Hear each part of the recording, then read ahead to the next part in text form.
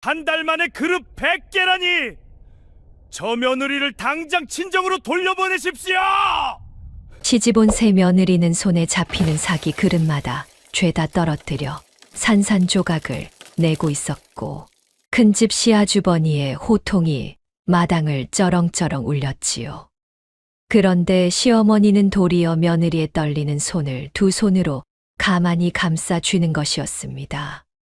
구독과 좋아요를 눌러주시고 어디서 듣고 계신지 댓글에 남겨주세요.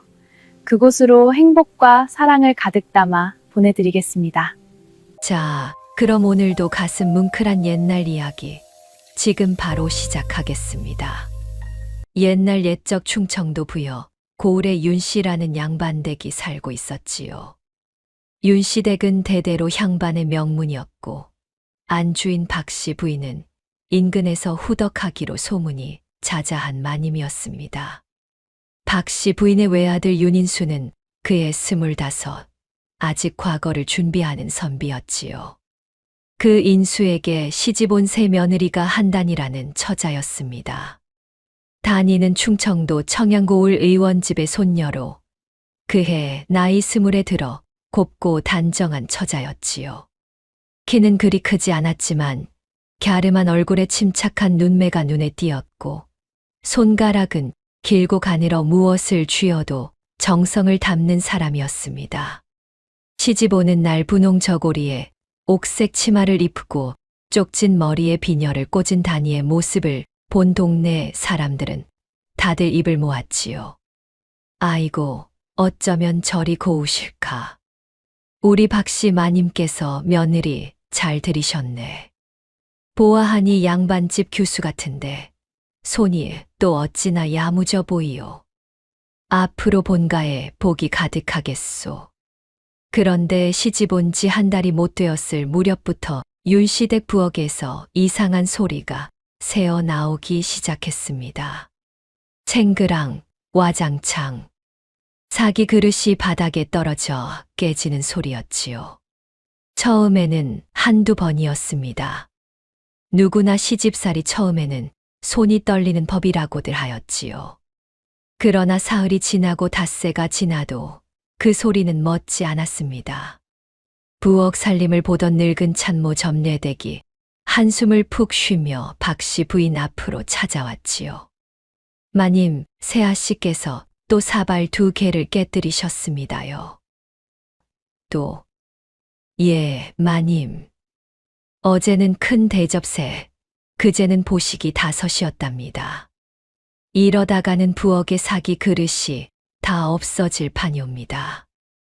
오늘은 새아가 손은 어떻더냐? 손가락이 떨리시는지 아니면 다른 까닭이 있으신지 소인은 짐작이 가지 않사옵니다. 박씨 부인은 입을 다물고 있다가 가만히 고개를 끄덕였습니다. 알았다. 새아가 손에 무리가 가지 않게 잘 살펴드리거라. 이게 무슨 말씀이실까요? 점례댁은 영문을 알 수 없었지만 마님께서 그리 이르시니 더는 묻지 못했지요. 그런데 그날 저녁에도 부엌에서는 또 한 차례 그릇 깨지는 소리가 울렸습니다. 안채에 있던 박씨 부인은 그 소리를 듣고도 자리에서 일어나지 않았지요. 오히려 부인은 두 손을 가만히 모은 채 잠시 눈을 감았습니다. 무언가를 헤아리는 듯한 표정이었지요. 사흘째 되는 날 아침이었습니다. 단이는 부엌 한 구석에 쪼그리고 앉아 깨어진 그릇 조각을 모으고 있었지요.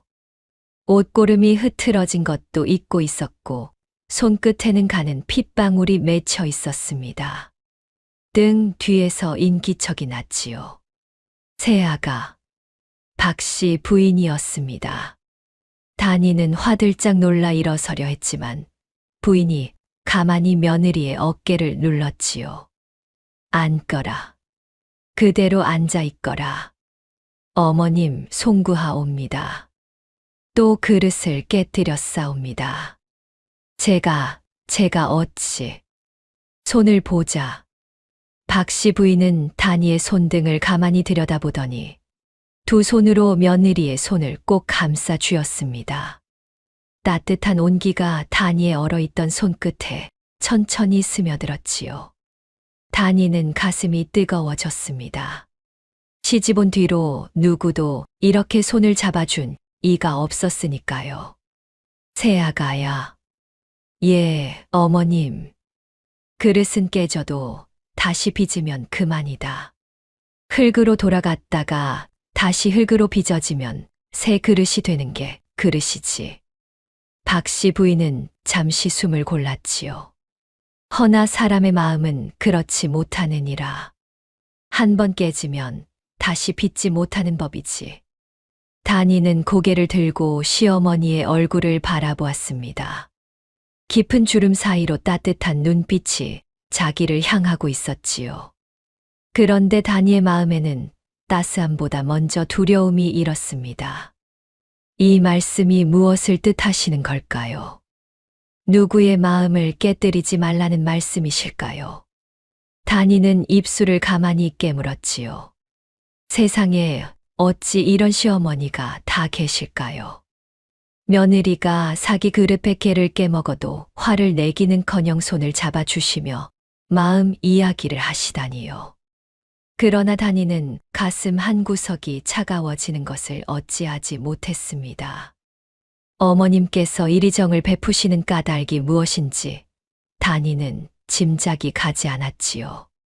어쩌면 그 마음 이야기는 자신에게 하시는 게 아니라 다른 누군가를 향한 말씀일지도 모를 일이었습니다. 어머님. 다니가 조심스레 입을 열었지요. 어머님께서는 제가 어찌하여 그릇을 깨뜨리는지 묻지 아니하시옵니까? 박씨 부인은 빙긋이 웃기만 했습니다. 새아가가 말하고 싶을 때 말하면 그만이지. 시어미가 묻는다고 다 답이 나오는 법은 없느니라. 하오나 그릇 깨지는 소리는 시어미가 듣는 게다. 새아가는 그저 깨거라. 손이 다치지 않게만 깨거라. 다니는 그만 코끝이 시큰해졌지요. 친정 어머니께서 돌아가신 지새해 그 뒤로 다니는 누구의 따스한 말 한마디 들어본 적이 없었습니다. 그런데 시집 온 지 한 달이 못 되는 시어머니께서 이런 말씀을 해 주시다니요. 다니는 가슴이 미어졌습니다. 그때였지요. 마당 쪽에서 큰 발소리가 들려왔습니다. 우락부락한 산의 음성이 마당을 가르며 울려 퍼졌지요. 숙모님, 숙모님 어디 계시오? 박씨 부인의 얼굴이 살짝 굳었습니다.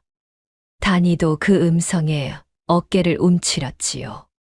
큰집 시아주버님 윤만석이었습니다.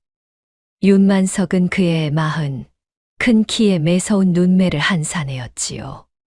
검은 갓에 진청 도포를 입고 허리에는 자줏빛 띠를 단단히 메고 다녔습니다. 만석은 호적상 윤진사의 큰아들이었지요. 박씨 부인에게는 양아들이요. 인수에게는 호적상 큰형이 되는 셈이었습니다. 그러나 박씨 부인께서는 만석을 친아들로 받아들이지 못하시었고 만석 또한 마님을 숙모님이라 부르며 살아왔지요. 5해 전 윤진사께서 급사하신 뒤로 만석이 큰집 종손 행세를 해 오고 있었습니다. 만석이 성큼성큼 마당을 가로질러 들어왔습니다. 숙모님, 또 그 소리가 들려서 왔소이다. 또 사기 그릇 깨먹는 소리. 한 달 사이에 100개라니 도대체 어느 댁 며느리가 그런 짓을 한단 말이오. 박씨 부인이 부엌에서 나와 만석을 마주했지요. 부인의 등 뒤로 다니가 조심스레 따라 나섰습니다. 만석아, 큰 소리 거두거라. 새아가가 듣고 있다. 듣게 두시오. 마땅히 들어야 할 사람이 누구입니까? 한 달 사이에 그릇 100개를 깨먹은 며느리는 천하에 없소. 이런 며느리는 당장 친정으로 돌려보내시오. 마당에 있던 종복들과 마침 지나가던 동네 안악들이 일제히 입을 다물었습니다. 다니의 얼굴이 새파랗게 질렸지요. 그러나 박씨 부인은 도리어 며느리의 손을 잡았습니다. 떨리는 손가락을 두 손으로 꼭 감싸 쥔 채였지요. 숙모님, 박 씨 부인의 음성은 낮았지만 흔들림이 없었습니다. 우리 새아가 손이 떨리는 게 안 보이느냐? 그릇이 깨지는 것보다 사람 마음이 깨지는 것이 더 무서운 법이다. 무엇이야? 만석의 얼굴이 시뻘개졌지요. 그러나 박 씨 부인은 그 시선을 피하지 않았습니다. 본가의 살림은 본가가 알아서 한다. 만석이 큰 집에 일이 많을 터인데 어찌 본가 부엌까지 신경을 쓰느냐. 숙모님, 새아가 다친 손이 보이지 않느냐. 사람부터 챙기는 것이 양반의 도리이지. 그릇은 다시 사면 그만이다. 만석의 입가가 일그러졌습니다. 그러나 자기 입으로 숙모에게 더 큰 소리를 칠 명분이 없었지요. 만석은 잠시 단위를 노려보다가 휙 돌아섰습니다. 두고 보겠소. 한 달 안에 그릇 100개. 다음 달에는 또 몇 개를 깨먹을지. 숙모님, 이 가문의 체면이 무엇이오? 양반댁 부엌에서 매일같이 그릇 깨지는 소리가 나는데 동네에 무슨 낯으로 다니란 말이오. 만석은 그 말을 던지듯 흘리고 마당을 휑하니 나가버렸지요. 자줏빛띠 자락이 바람에 펄럭였습니다. 대문이 쾅 닫히자 박 씨 부인은 그제야 다니의 손을 놓았지요.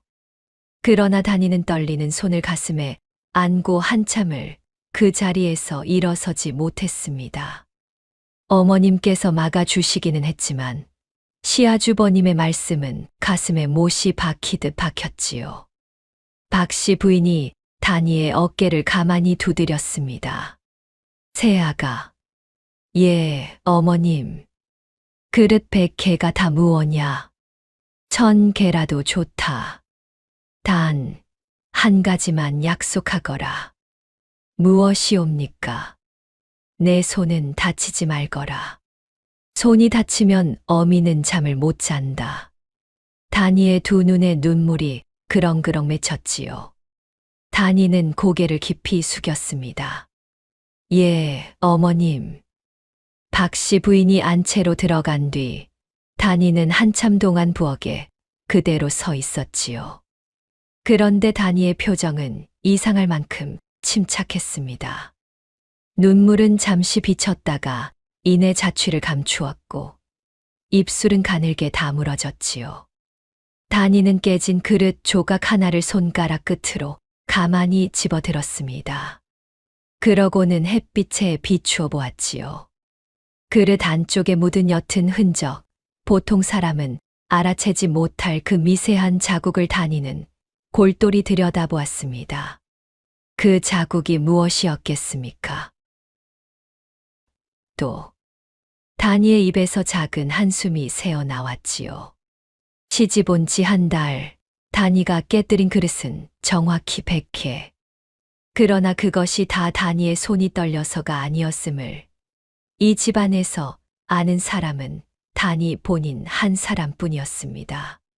저녁 어스름이 부여 고을에 내려앉을 무렵 다니는 안채 자기 방으로 돌아왔지요. 방 한 구석 옷장 깊숙한 곳에는 친정에서 가져온 작은 보따리가 놓여 있었습니다. 다니는 문을 닫고 그 보따리를 풀었지요. 보따리 안에는 어머니 이씨 부인께서 남기신 약절구 하나가 들어 있었습니다. 손때가 까맣게 묻은 자그마한 돌절구였지요. 다니는 절구를 두 손으로 받들어 들었습니다. 그러고는 가슴에 꼭 안았지요. 어머님. 다니는 친정어머니의 얼굴을 떠올렸습니다. 어머니께서는 의녀 가문의 마지막 자손이셨지요. 본래 한양 의녀 가문 출신으로 청양고을에 정착해서 알아주는 약초 선생이셨고 멀리 부여 고을까지 약을 지으러 오신 적도 여러 번이라 들었습니다. 그 어머니께서 새해 전풍을 맞아 자리에 누우신 지 한 달 만에 돌아가셨지요. 다니의 손등에는 어릴 적 어머니의 약초 소태에 대인 작은 흉터가 아직도 남아 있었습니다. 어머님, 단이는 어찌해야 하옵니까? 단이는 절구의 얼굴을 묻고 한참 동안 그렇게 있었지요. 친정 어머니께서 살아계셨다면 단이에게 뭐라 이르셨겠습니까? 시집 온 한 달, 단이는 이 집안에 무언가 있다는 것을 알아챘습니다. 그러나 그것이 무엇인지, 누가 그 일을 꾸미는지 단이는 아직 알지 못했지요. 단이야, 그릇은 깨면 되지만 사람은 깨면 안 되느니라. 언젠가 어머니께서 약사발을 다루다 대어 우는 어린 단이에게 하셨던 말씀이었습니다. 단이는 그 말씀이 가슴 깊은 곳에서 천천히 떠올랐지요. 어찌 시어머님께서 오늘 아침 하신 말씀과 그토록 닮으셨을까요? 다만 단이의 손가락은 의녀 가문의 피를 받은 그 손끝은 분명히 느끼고 있었습니다. 부엌의 그릇에서 안채 약사발에서 흘러나오는 그 미세한 냄새, 그 옅은 자국을 말이지요. 단이는 절구를 다시 보따리에 싸 옷장 깊은 곳에 넣었습니다. 그러고는 자리에 누웠지요. 그러나 잠은 쉬이 오지 않았습니다. 다음 날 아침 윤씨 본가의 안채 마당에는 가을 햇살이 환하게 들어찼지요. 단이는 사랑채에 가서 시아버지 영전에 절을 올리고 돌아오는 길이었습니다. 5해 전 급사하신 윤진사의 영정이 사랑채에 모셔져 있었지요. 사랑채 문을 닫고 마당으로 나서던 단이 앞에 한 처자가 다소곳이 서 있었습니다. 옥경이라는 처자였지요. 그의 나이 18, 박씨 부인이 친딸처럼 키워온 양녀였습니다. 본디 박씨 부인은 아들 하나뿐이라 늘 외로워하시다가 10년 전 친척 댁에서 들여보낸 어린 옥경을 받아들여 친딸로 삼으셨지요. 형님, 옥경이 단이에게 사뿐히 인사를 했습니다. 옳게 형님께서 어찌 이리 일찍 나오셨사옵니까? 옥경 아씨도 일찍 일어나셨네요. 어머님께서 부르셨사옵니다. 형님께서 들어오시거든 아침상 마련을 부탁드리라 하셨답니다. 옥경의 얼굴은 도자기처럼 희고 입술은 앵두처럼 붉었지요. 작은 키에 갸름한 얼굴, 단이와 비슷한 인상이었지만 눈매만큼은 사뭇 달랐습니다. 단이의 눈이 침착하고 깊다면 옥경의 눈은 호기심에 반짝이는 어린 새의 그것이었지요. 옥경 아씨는 친정일이 없으셔서 어찌 이리 본가에서 살림 일을 도우십니까? 호호. 형님께서도 모르세요? 저는 어머님의 친딸이나 다름없사옵니다. 친정일이 따로 없지요. 옥경은 부드러운 목소리로 그리 말했지만 단이는 그 말 끝에 묘한 떨림을 느꼈습니다. 옥경의 시선이 단이의 손등에 잠시 머물렀지요. 단이의 오른쪽 손등에는 어머니의 약초 소태되었을 때 생긴 작은 흉터가 있었습니다. 보통은 옷소매에 가려 잘 보이지 않는 자국이었지요. 그런데 옥경의 눈이 정확히 그 자리를 훑고 지나갔습니다. 형님 손등이, 어릴 적에 다쳤사옵니다. 그러시군요. 어쩌다 다치셨사옵니까? 옥경의 말투는 살뜰했지만 단이의 마음에는 작은 가시가 박힌 듯 했습니다. 어머님께서 무얼 끓이시다가 단이가 잘못 손을 댔지요. 무얼 끓이셨사옵니까? 그저 보리차였습니다. 단이는 짧게 답하고 옥경의 눈을 마주 보았지요. 옥경이 빙긋이 웃었습니다. 형님, 저랑 부엌까지 함께 가시지요. 어머님께서 형님 손이 다치실까 걱정하시더이다. 옥경은 단이의 팔에 자기 팔을 끼우고 부엌 쪽으로 발을 옮겼지요. 단이는 그 손길을 거두지 않았지만 가슴은 무거워졌습니다. 보리차에 대었다는 말은 다니의 거짓말이었지요. 다니의 손등에 흉터를 남긴 것은 어머니의 약초 솥이었고 그 솥에서는 늘 갖가지 약초가 끓고 있었습니다. 옥경아 씨가 그 사실을 알 까닭이 없는데 어찌 그리 캐무는 것일까요? 부엌에 들어서자 점례댁이 분주히 아침 상을 차리고 있었습니다. 세아 씨, 옥경아 씨, 어서 오시지요. 점례댁, 오늘은 무얼 차리시오? 옥경이 명랑한 목소리로 물었지요. 오늘은 마님께서 세아 씨를 위해 특별히 흰죽과 김치, 무생채를 준비하라 하셨답니다. 세아 씨께서 시집 오신 뒤로 입맛이 통 없으시다고요. 다니는 마음이 따뜻해졌지요. 그러나 곧 옥경의 목소리가 그 따뜻함을 식혔습니다. 어머님은 형님께만 그리 신경을 쓰시네요. 저는 잊으셨나 봐요. 옥경아 씨, 어찌 그런 말씀을. 마님께서는 옥경아 씨도 늘 챙기시지요. 점례댁이 황급히 손을 내저었지만 옥경은 입을 비죽 내밀었지요. 다니는 그제야 알아챘습니다. 옥경아 씨가 자기에게 시샘을 부리고 있었지요. 그러나 그 시샘이 진심에서 비롯된 것인지 아니면 무언가 다른 까닭이 있는지 다니는 알지 못했습니다. 다만 옥경의 눈은 다니의 일거수일투족을 살피고 있었지요. 그때 사랑채 쪽에서 인수의 목소리가 들렸습니다. 다니, 잠시 사랑채로 와주시오. 다니는 부엌을 나와 사랑채로 향했지요. 아내는 인수가 책상 앞에 앉아 있었습니다. 인수는 그의 25, 다니의 신랑이었지요. 키가 크고 어깨가 넓었지만 얼굴에는 늘 근심이 어려 있었습니다. 책을 좋아하나 결단력이 부족한 선비였지요. 부르셨습니까? 다니, 어제 일은 면목이 없소. 서방님, 죄송할 일은 다니에게 있나이다. 인수는 다니에게 자리를 권하며 말을 이었습니다. 큰형님께서 그런 말씀을 하시지 않으셨다면 좋았을 것이오. 큰형님은 본디 큰 소리부터 치시는 분이오만 그래도 그릇배 계란이 살림이 너무 부족해 보였소이다. 제가 모자라옵니다. 아니요, 다니의 잘못이 아니요. 다니는 고개를 숙였지요. 인수가 잠시 입을 다물었다가 다시 말을 꺼냈습니다. 다니, 한 가지만 부탁하겠소. 큰형님의 말을 너무 마음에 두지 마시오. 어머님께서 다니를 아끼시니 다니도 어머님 곁을 떠나지 마시오. 예, 서방님. 부탁이요. 다니는 인수의 얼굴을 가만히 살펴보았지요. 신랑의 눈에는 무언가 말 못할 것이 잔뜩 고여 있었습니다. 다니가 입을 열려는데 인수가 먼저 자리에서 일어났지요. 오늘은 친구를 만나러 잠깐 다녀와야 하오.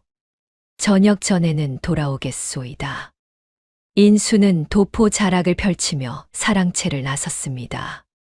양반댁의 둘째라 한들 서방님도 윤씨 가문의 자손이신데 어찌 큰 집의 한마디에 그리 흔들리시는 것일까요? 다니가 사랑채를 나서자 마침 안채 마루에서 박씨 부인이 햇볕을 쬐고 계셨지요. 부인의 옆에는 옥경이 다소곳이 앉아 어머님의 어깨를 주물러 드리고 있었습니다. 그 모습이 정녕 모녀의 정겨운 그림이었지요. 세아가 이리 오너라. 박씨 부인이 다니를 부르셨습니다. 다니가 다가가자 부인은 옥경에게 일렀지요.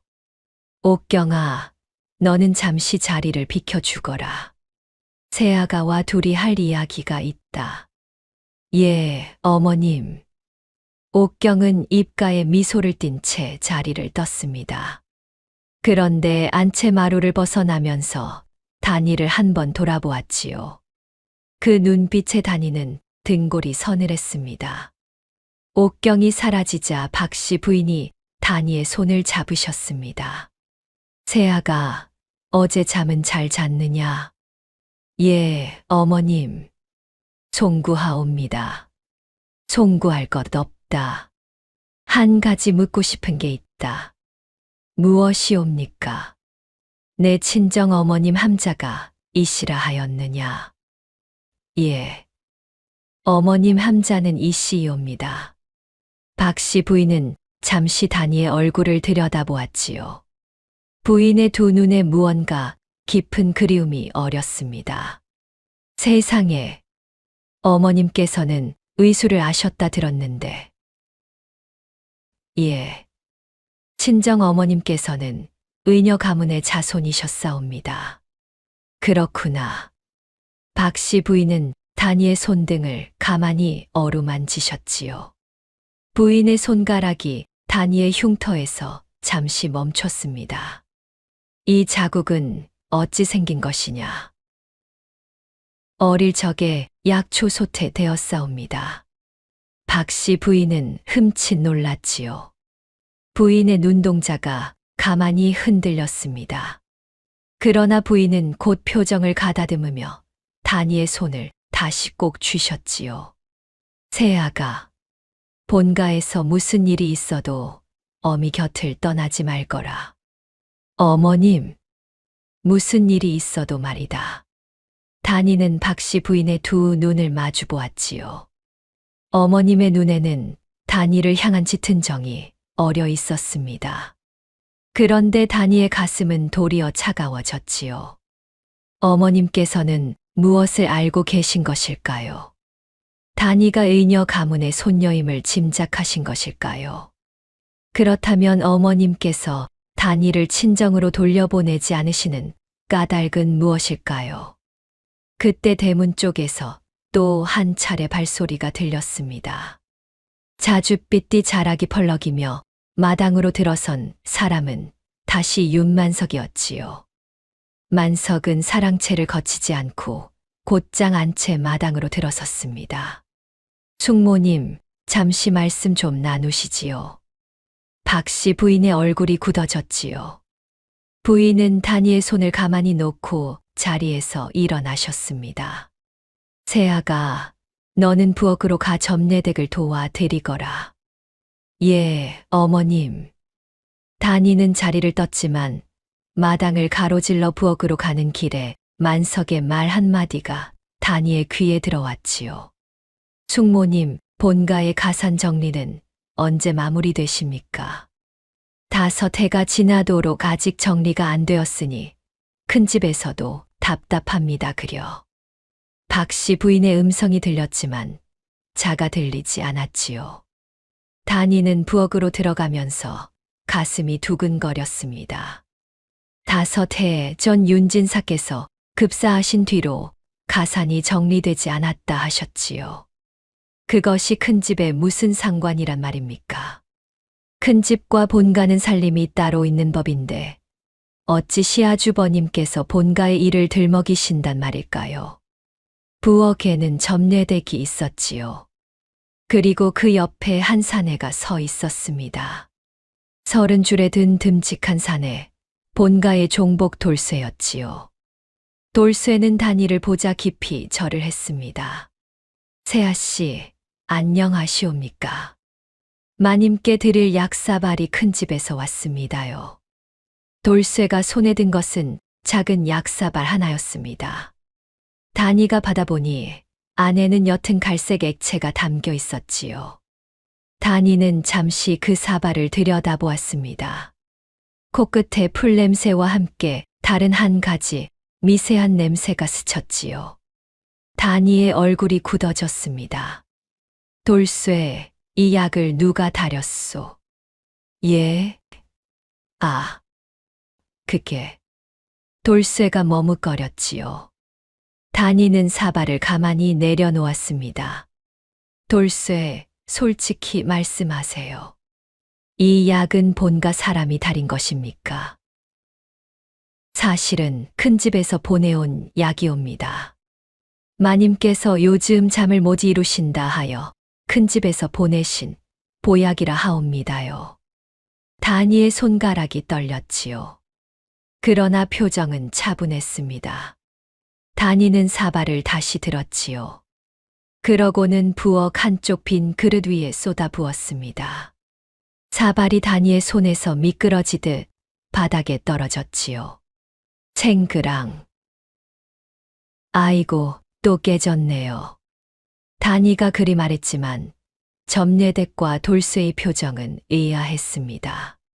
분명히 사발이 미끄러진 것이 아니라 다니의 손이 일부러 떨어뜨린 듯이 보였으니까요. 그러나 두 사람은 입을 다물었지요. 다니는 깨어진 사발 조각 하나를 가만히 집어들었습니다. 그러고는 햇빛에 비추어 보았지요. 사발 안쪽에 묻은 옅은 자국, 보통 사람은 알아채지 못할 그 미세한 흔적을 다니는 골똘히 들여다보았습니다. 점례댁. 예, 세아씨. 이 약을 누가 마시려 했더이까. 마님께서 드시려 하셨답니다. 큰 집에서 마님 잠을 걱정해 보내신 거라. 마님께서 직접 청하신 약입니까? 아니지요. 마님께서 청하신 적은 없습니다요. 그렇겠지요. 다니는 사발 조각을 천 조각에 싸 자기 옷소매 안에 깊이 넣었지요. 점례댁과 돌쇠는 영문을 알 수 없는 눈빛으로 다니를 바라보았습니다. 그러나 다니의 눈빛에는 흔들림이 없었지요. 저녁 무렵 다니는 자기 방으로 돌아와 보따리에서 어머니의 약절구를 꺼냈습니다. 다니는 사발 조각에 묻은 그 자국을 절구에 살짝 갈아보았지요. 색깔과 냄새의 점성 모두를 다니의 코와 눈이 천천히 가늠했습니다. 어머니께서 어릴 적 다니에게 가르치셨던 약초들이 다니의 머릿속에 차례로 떠올랐지요. 부자뿌리. 다니의 입술 사이로 작은 소리가 흘러나왔습니다. 부자뿌리는 적은 양은 강심제로 쓰이지만 많아지면 사람의 심장을 멎게 하는 독초였지요.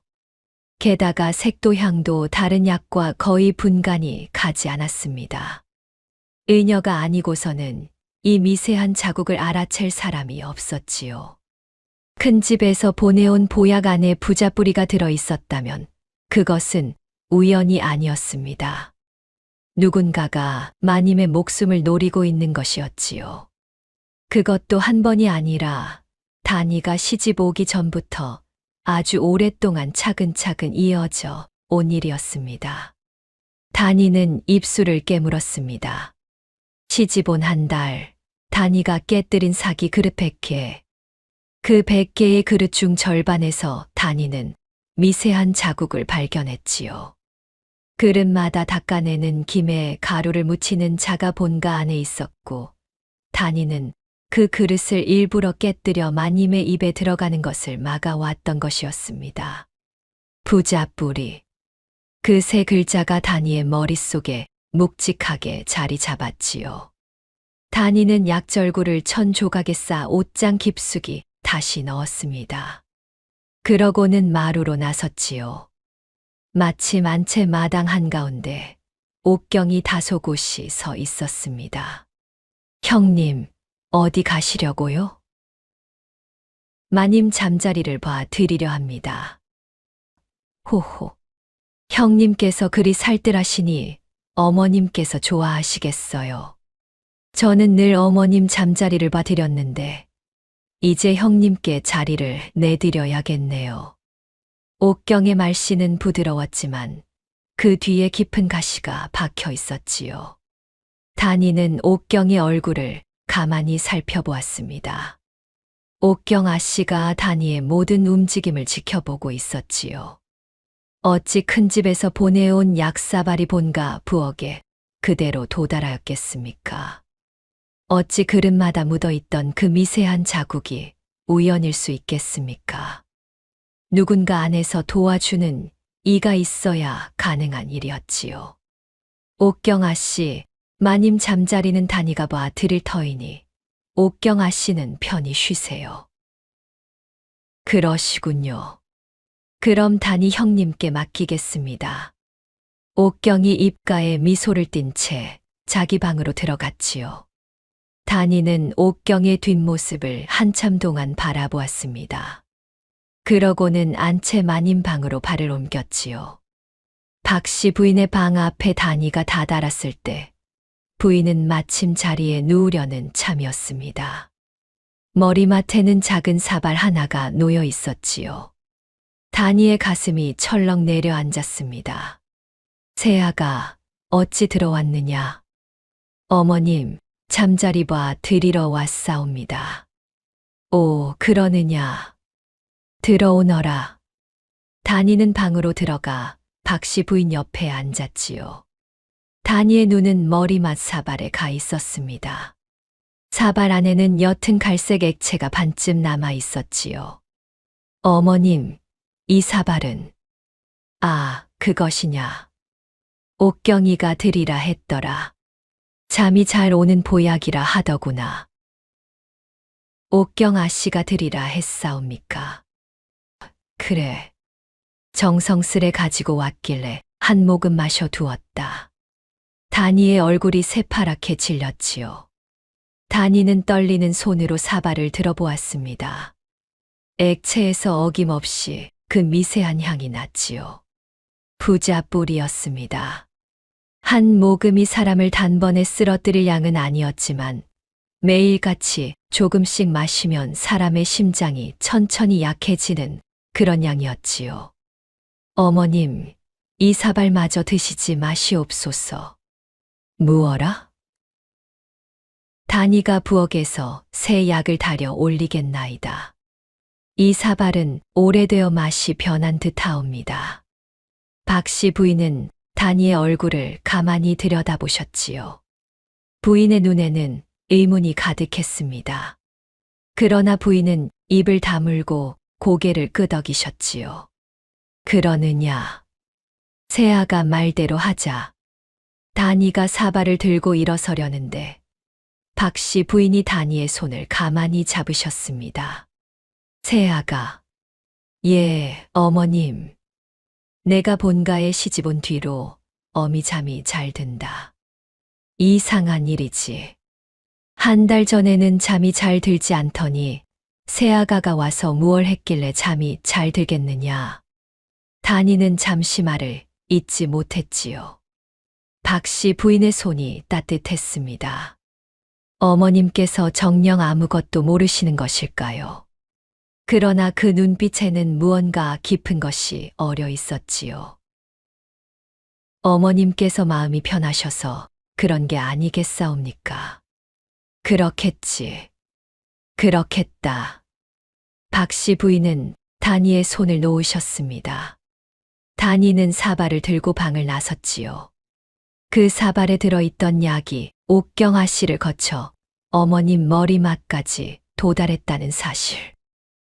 본가 안에 음모를 돕는 자가 분명히 있다는 사실.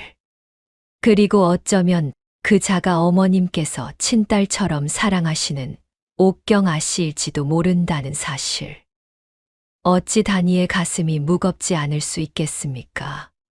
그날 밤 다니는 자기 방으로 돌아와 옷장 깊은 곳에서 작은 나무 상자를 꺼냈지요. 오라버님께서 맡기신 그 패가 마침내 쓰일 때가 온 것이로구나. 상자 안에는 자그마한 쇠조각 하나가 들어 있었습니다. 그 쇠조각의 한쪽 면에는 어른 손가락만 한 글씨가 새겨져 있었지요. 자맹어사라는 네 글자였습니다. 그러나 그 글자는 반쪽뿐이었지요. 자맹이라는 두 글자만 새겨져 있고 어사라는 두 글자가 들어가야 할 자리는 매끈하게 잘려 있었습니다. 다니는 그 쇠조각을 손바닥 위에 올려놓고 한참을 들여다보았지요. 오라버님께서 어찌 이런 패를 누이에게 미리 맡기셨겠습니까? 한 달 전 시집 직전의 일이 다니의 머릿속에 떠올랐습니다. 누이야. 오라버님 한경수가 다니의 방으로 들어오셨지요. 오라버님은 그의 28, 키가 크고 어깨가 단단한 사내였습니다. 어머니께서 돌아가신 뒤로 다니의 유일한 혈육이셨지요. 오라버님, 어찌 오셨사옵니까? 누이야, 내일 시집가는 누이에게 한 가지 부탁이 있다. 무엇이옵니까? 이걸 받아 두거라. 오라버님이 다니의 손에 쥐어주신 것이 바로 그 쇳조각이었지요. 다니는 그것을 받아 든 채 오라버님을 바라보았습니다. 이것은 무엇이옵니까? 자맹어사 폐의 반쪽이다. 자맹어사. 누이는 누구에게도 말해서는 아니 된다. 나는 지금 어사 임무를 맡고 있다. 부여 고을 인근 양반댁의 비리를 살피고 있지. 누이가 시집가는 곳도 그 부근이라 마음에 걸렸다. 오라버님, 누이야, 시집가서 무슨 일이 있어도 평정을 잃지 말거라. 그 집안에 이상한 일이 보이거든 이 패를 돌쇠에게 맡겨다오. 돌쇠는 본가의 종복이지만 한시댁과도 인연이 깊다. 돌쇠가 나에게 패를 전해줄 게다. 단이는 어찌 알아보옵니까? 패의 다른 반쪽은 내가 지니고 있다. 두 쪽을 맞추면 자맹어사, 내 글자가 완성되지. 누이야, 너는 의녀의 손녀다. 약초와 독을 분간할 줄 안다. 누가 보아도 이상한 일이 보이거든 망설이지 말거라. 오라버님의 음성이 다니의 귓가에 다시 울렸지요. 오라버님, 다니는 쇳조각을 손바닥에 꼭 쥐었습니다. 부엌에 그릇 100개, 큰 집에서 보내온 약사발, 옥경아 씨의 미심쩍은 시샘, 인수 서방님의 우유부단함, 만석 시아주버님의 가산 정리 압박. 이 모든 것이 다니의 머릿속에 한 줄로 꿰어졌지요. 그러나 다니의 마음 한구석에는 망설임이 있었습니다. 만약 오라버님께 알리고 어사들이 들이닥치면 어찌 되겠습니까? 본가 사람들이 모두 휩쓸려 들 것이고 어쩌면 어머님께서도 의심을 사실 수 있는 일이었지요. 인수 서방님은 또 어찌 되겠습니까? 다니의 가슴이 어떠했겠습니까? 그러나 다니가 이대로 가만히 있다가는 어머님께서 정말 위태로워지실 일이었습니다. 그릇 100개로는 부족하구나. 다니가 가만히 중얼거렸지요. 시집 온 한 달, 다니는 그릇 100개를 깨뜨려 어머님의 입에 들어가는 독을 막아왔습니다. 그러나 옥경아 씨가 직접 어머님 머리맡에 사발을 들이는 지경에 이르렀으니 그릇만으로는 더 막을 수 없게 된 것이었지요. 새벽이 가까울 무렵 다니는 옷매무새를 가다듬고 부엌으로 향했습니다. 부엌 한쪽에는 돌쇠가 평소처럼 새벽불을 지피고 있었지요. 돌쇠, 세아씨, 어인일로 이리 일찍 나오셨사옵니까? 돌쇠, 잠시 이야기를 나누고 싶소. 예, 세아씨. 다니는 부엌 문을 가만히 닫았지요. 안에 두 사람만 남았습니다. 다니는 잠시 돌쇠의 얼굴을 살펴보았지요. 돌쇠는 30줄 중반의 듬직한 사내였습니다. 박씨 부인을 20해째 모셔온 종복이었지요. 돌쇠, 한 가지 묻겠소. 어제 큰 집에서 들어온 약사발, 누가 들고 왔다 하였소. 큰 집 한주댁이라는 종복이 가져왔습니다요. 한주댁은 큰 집의 종복이옵니다요. 한주댁이 본가에 자주 드나드오? 요즘 들어 자주 옵니다요. 세아씨께서 시집 오신 뒤로는 더 자주 들렀습니다요. 다니의 가슴이 무거워졌지요. 그러고는 한 가지 더 물었습니다.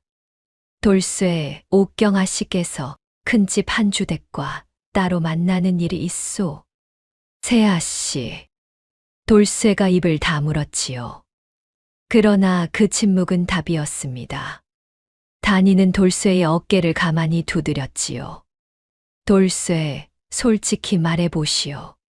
큰 집에서 본가로 들어오는 사람과 물건 모두를 알고 계셨소. 세아 씨, 소인은 마님께 충심을 다해 왔습니다요. 그런데 큰 집에서 보내는 약사발이 매번 좀 이상하다 싶었습니다요. 한 주대기 사발을 들고 올 때마다 옥경 아씨께서 부엌에 잠시 들르셔서 사발을 따로 챙기시는 모습을 보았습니다요. 그러나 소인이 무엇을 안다고 마님께 말씀드릴 수 있겠습니까? 단이는 깊이 한숨을 내쉬었지요. 돌쇠 역시 무언가를 느끼고 있었습니다. 그러나 종복의 신분으로 마님께 직접 고하기는 어려웠던 것이었지요. 단이는 옷소매 안에서 어사패 반쪽을 꺼냈습니다. 돌쇠의 두 눈이 휘둥그레졌지요. 세아 씨, 이것은 돌쇠, 이 패가 무엇인지 아오? 자맹어사 패의 반쪽 같은데 어찌 세아 씨께서 이 패의 다른 반쪽을 가진 분이 계시오. 단이의 친정 오라버님 한경수 어사이시오. 세아 씨의 오라버님께서 돌쇠 이 패를 오라버님께 전해주시오. 한경수께서는 지금 부여 고을 인근에서 자맹 임무를 맡고 계시오. 돌쇠가 한시댁과 인연이 깊다 하니 오라버님께 가는 길도 아실게요. 어찌 그것까지 아시옵니까? 오라버님께서 시집 오기 전에 일러주셨소이다. 돌쇠는 잠시 침묵하다 단이의 손에 든 패를 두 손으로 받아들었지요. 돌쇠의 두 눈에 눈물이 그렁그렁 맺혔습니다. 세아 씨, 소인이 마님을 모신 지 어언 20해입니다요. 마님께 무슨 일이 있다면 소인의 목숨을 걸고 막아 드리고 싶었습니다요. 세아 씨를 믿어도 되겠습니까? 돌쇠, 단이도 마님을 어머님이라 부르오. 단이가 마님을 지킬 것이오. 돌쇠는 패를 가슴에 꼭 안았지요. 단이는 1000조각에 싼 사발 조각도 함께 건넸습니다. 이 사발 조각도 함께 전해주시오. 부자 뿌리가 묻어있소. 큰 집에서 보내온 약사발이오. 오라버님께서 이걸 보시면 본가의 일을 짐작하실게요. 예, 세아씨. 소인이 오늘 새벽 안으로 길을 떠나겠습니다요. 돌쇠, 부디 조심하시오. 만석 시아주버님이 알아채면 단이도 돌쇠도 무사하지 못할게요. 예, 세아씨. 명을 받들겠나이다. 돌쇠가 부엌 뒷문을 통해 어둠 속으로 사라졌지요. 단이는 부엌 문을 닫고 마당으로 나섰습니다. 새벽 공기가 차가웠지요. 단이는 안채 마루에 잠시 걸터 앉아 깊은 숨을 들이쉬었습니다. 이제 단이는 그릇만 깨고 있을 수 없게 되었지요. 한 달 동안 사기 그릇 폐개를 깨뜨려 어머님을 지켜왔지만 그것만으로는 어찌 부족하지 않을 수 있겠습니까? 단이는 두 손을 가만히 모았지요. 그러고는 동쪽 하늘을 바라보았습니다. 부여 고을의 새벽 하늘이 천천히 푸르러지고 있었지요. 단이가 나아가야 할 방향이 어찌 이 길이 아니겠습니까? 어머님, 단이는 이제 그릇을 깨는 며느리가 아니옵니다. 단이는 어머님을 지키는 며느리이옵니다. 단이의 입에서 작은 다짐이 흘러나왔습니다. 그 다짐은 새벽 공기를 가르며 동쪽 하늘로 흩어져 갔지요. 돌쇠가 큰 집으로 떠난 지 사흘이 흘렀습니다. 그동안 본가에는 묘한 평온이 깃들었지요. 만석은 어째선지 발길을 끊었고 옥경은 아침 문안 외에는 안채에 들지 않았습니다. 단이는 그 평온이 폭풍 전의 고요임을 잘 알고 있었지요. 그날 아침이었습니다. 박씨 부인이 단이를 안채로 불렀습니다. 단이야, 이리 좀 와보거라. 내가 요사이 가슴이 답답하구나. 예, 어머님. 어디가 어찌 답답하시옵니까? 박씨 부인은 손을 가슴에 얹으며 한숨을 내쉬었지요. 숨이 깊이 들지 않는다. 잠도 설치고 새벽이면 식은땀이 흐른다. 다니는 박씨 부인 곁에 앉아 손목을 가만히 짚었습니다. 손끝에 닿은 맥은 가늘고 빨랐지요. 다니는 잠시 눈을 감았다가 천천히 떴습니다. 어머님, 다니가 약 한 첩 다려 올리겠나이다. 친정에서 가져온 약재이옵니다. 내가 약을 짓는다는 말이냐? 예, 어머님. 어릴 적 어머니께 어깨 너머로 배웠나이다. 박씨 부인은 다니의 얼굴을 가만히 들여다보았지요. 그러고는 다니의 손을 잡았습니다. 다니의 손등에는 어릴 적 약초를 다루다 대인 작은 흉터가 있었지요. 박씨 부인의 손가락이 그 흉터를 천천히 어루만졌습니다. 이 흉터는 어찌 생겼느냐? 어릴 적 약초를 끓이다 되었나이다. 그러하냐? 어느 손에 되었느냐? 오른손 등에 되었나이다, 어머님. 흉터의 모양이 마치 작은 반달 같구나. 내가 아주 먼 옛날에 이런 흉터를 한번 본 적이 있다. 그게 누구였더라? 박씨 부인의 눈빛이 순간 흔들렸지요. 무언가가 마음 깊은 곳에서 떠오르려다 다시 가라앉는 듯한 표정이었습니다. 그 표정이 다니의 가슴에 어떤 울림을 주었겠습니까? 박씨 부인은 다니의 손을 한참 잡고 있다가 놓았지요. 기억이 나지 않는구나. 늙으면 어제 일도 가물거리니 그저 흘러간 일이라 치자. 다니야, 약을 다려보거라. 내 너를 믿어보마. 다니는 안채를 나와 뒤뜰로 향했지요. 본가 뒤뜰 구석에는 다니가 시집온 지 보름째부터 가꾸기 시작한 작은 약초밭이 있었습니다. 사람들 눈에 띄지 않는 담장 모퉁이였지요. 거기에는 다니가 친정에서 가져온 약초 씨앗이 하나둘 자라고 있었습니다. 다니가 약초밭에 쪼그려 앉아 잎을 따고 있을 때였지요. 등 뒤에서 발소리가 났습니다. 형님, 거기서 무얼 하시나요? 옥경이었습니다. 다니는 천천히 일어섰지요. 옥경이로구나. 어머님께 다려 드릴 약초를 따고 있었소. 형님, 이 풀들이 어찌 여기에 다 있나요? 본가 뒤뜰에는 약초가 없었던 걸로 아는데요. 다니가 친정에서 가져온 씨앗이요. 어머님 환우를 살피느라 작은 밭을 일구었소. 형님, 어머님의 환우는 약방의 의원에게 맡기시면 될 일 아닌가요? 며느리가 손수약을 다리는 것은 격에 맞지 않는 일이라 들었어요. 의원은 의원의 일이 있고 며느리는 며느리의 정성이 있는 게 아니겠소. 아이, 형님은 다 좋으신데 어찌 친정 자랑이 그리 많으신가요? 본가에도 약방이 있고 의원이 있는데요. 옥경의 눈빛은 순한 것 같으면서도 어딘가 날카로웠지요. 다니는 잎이 든 바구니를 천천히 들어 보였습니다. 그 웃음 뒤에 숨은 무언가가 어찌 보이지 않았겠습니까? 그러나 다니는 같은 웃음으로 받아 넘겼지요. 옥경이 말이 옳소. 다니는 그저 어머님께 손수 다려 드리고 싶었을 뿐이요. 친정 자랑은 아니요. 형님, 그럼 이 약초들이 무엇인지 한번 알려주세요.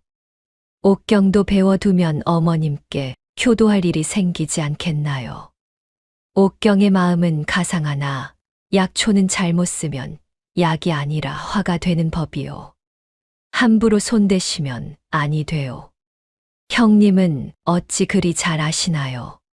친정에서 그리 많이 배우셨나요? 그저 어머니의 그림자만 따라간 것이요. 옥경이 약초밭 안으로 한 걸음 들어왔지요. 다니는 속으로 가슴이 철렁했습니다. 약초 중에는 독을 가려내는 데 쓰는 시험용 약초도 섞여 있었지요. 옥경에게 그것이 무엇인지 알려줄 수는 없었습니다. 많이 배운 것이 아니요. 그저 어머니께서 약을 다리실 때 곁에서 본 것이 전부요.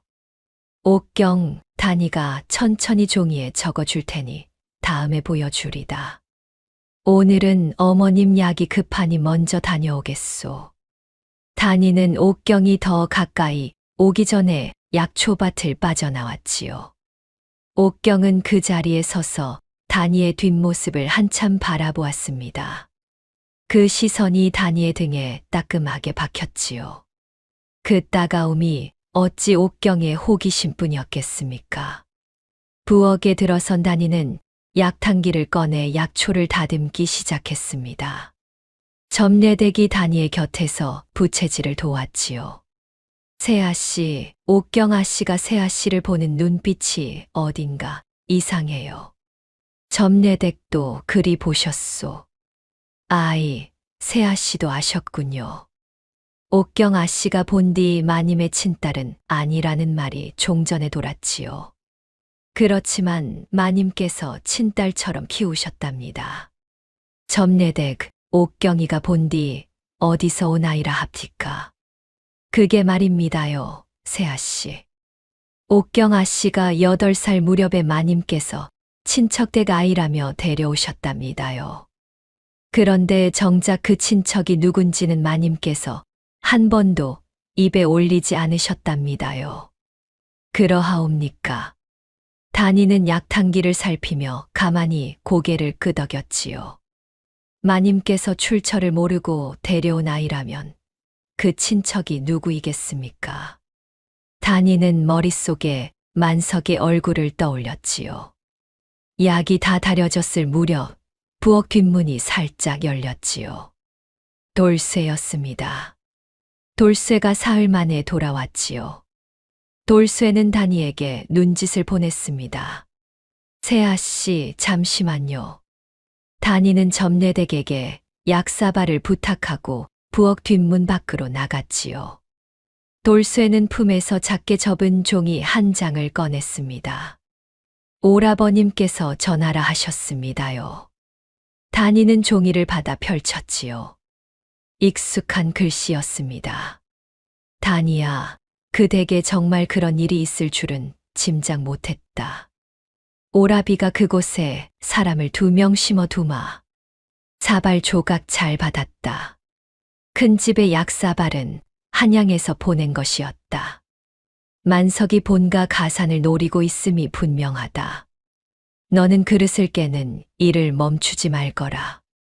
내가 깨는 한 그릇 한 그릇이 어머님의 목숨을 잇는 것이다. 오라비도 곧 부여 고을에 내려가마. 잔치날이 가까워졌으니 그날 모두 결판 날 것이다. 부디 옥경이를 조심하거라. 단이는 종이를 가슴에 꼭 안았지요. 오라버님의 글에는 단이가 모르던 이름 하나가 더 있었습니다. 옥경이를 조심하라는 한 줄이었지요. 단이는 그제야 옥경의 그 미묘한 시선과 약초밭에서의 호기심이 무엇이었는지 짐작이 갔습니다. 돌쇠, 잘하셨소. 단이가 답을 적어 올 테니 잠시 기다리시오. 예, 세아씨. 그런데 세아씨, 한 가지 말씀드릴 게 있습니다요. 큰 집에서 본가로 오는 길목에 만석 시아주버님의 사람들이 늘었습니다요. 본가에 드나드는 자를 일일이 살피고 있는 듯합니다요. 그 말은 곧 본가가 감시당하고 있다는 뜻이군요. 예, 그러하옵니다요. 그리고 한 가지 더 있습니다요. 어제 큰 집에서 한양 사람들이 들고 난다는 소문이 있었습니다요. 평소에는 부여 안에서만 움직이던 시아주버님이신데 한양 사람을 들이는 것이 예사로운 일이 아닙지요. 한양 사람이라 하셨소. 예, 세아씨. 옷차림이 부여 사람과는 사뭇 달랐답니다요. 비단 두루마기에 가끈을 늘어뜨린 모양이 한양 양반의 행색이었다 합니다요. 오라버님께 그것도 꼭 전해드려야겠소. 돌쇠, 한 가지 더 부탁이 있소. 말씀하시옵소서, 세아씨. 오라버님께 옥경이 한양 사람과 마주친 일이 있는지 살펴봐 주십사 전해 주시오. 예, 세아씨. 단이는 점례대기 자리를 비운 틈을 타 부엌 한쪽에서 작은 종이에 답신을 적었지요. 자신이 만석의 본가 침입과 옥경의 정체에 대해 알게 된 것들을 짧게 적었습니다. 오라버님, 단이 무사하옵니다.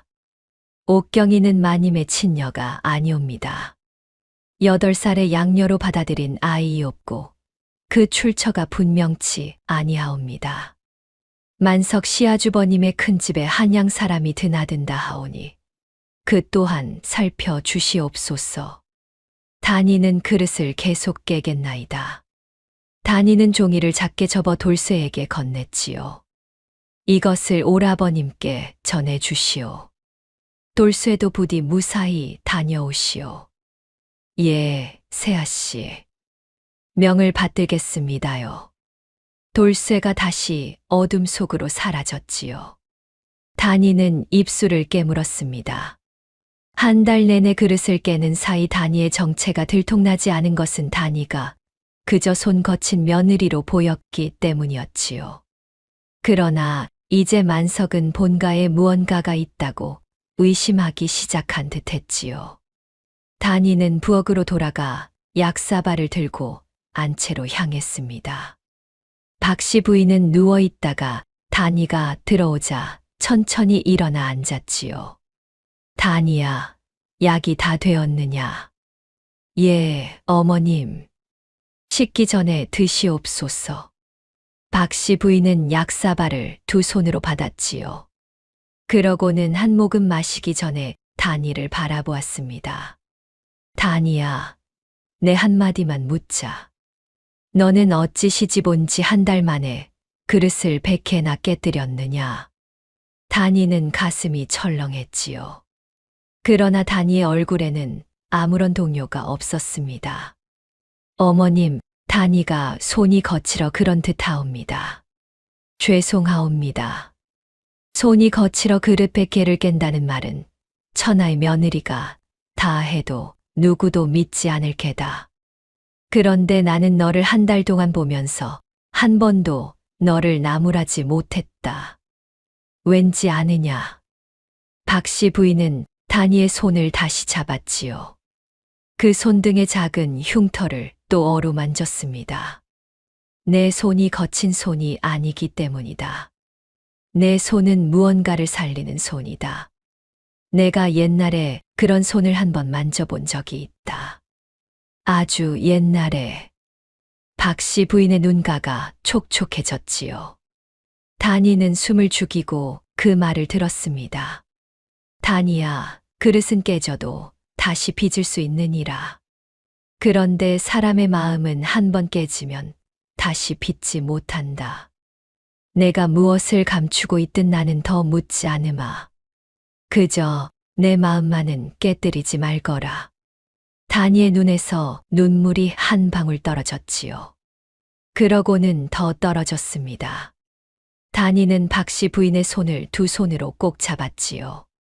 어머님, 단이는 어머님을 어머님이라 부르겠나이다. 이미 그리 부르고 있지 않느냐. 진심으로 부르겠나이다. 박씨 부인은 단이의 머리를 가만히 쓰다듬었지요. 그러고는 약을 천천히 마셨습니다. 단이는 박씨 부인이 약을 다 비울 때까지 곁을 지켰지요. 단이야, 내 친정 어머님 함자는 어찌 되시느냐? 이씨이옵니다, 어머님. 이씨 부인이라 불리셨나이다. 이씨라. 예, 어머님. 박씨 부인의 손이 약사발 위에서 잠시 멈추었지요. 이씨. 그 두 글자가 박씨 부인의 마음속에 어떤 파문을 일으켰겠습니까? 그러나 박씨 부인은 곧 그 파문을 가라앉히며 약을 한 모금 더 마셨습니다. 그러하구나. 이씨라. 그런데 그때였습니다. 안채 마당 쪽에서 발소리가 들렸지요.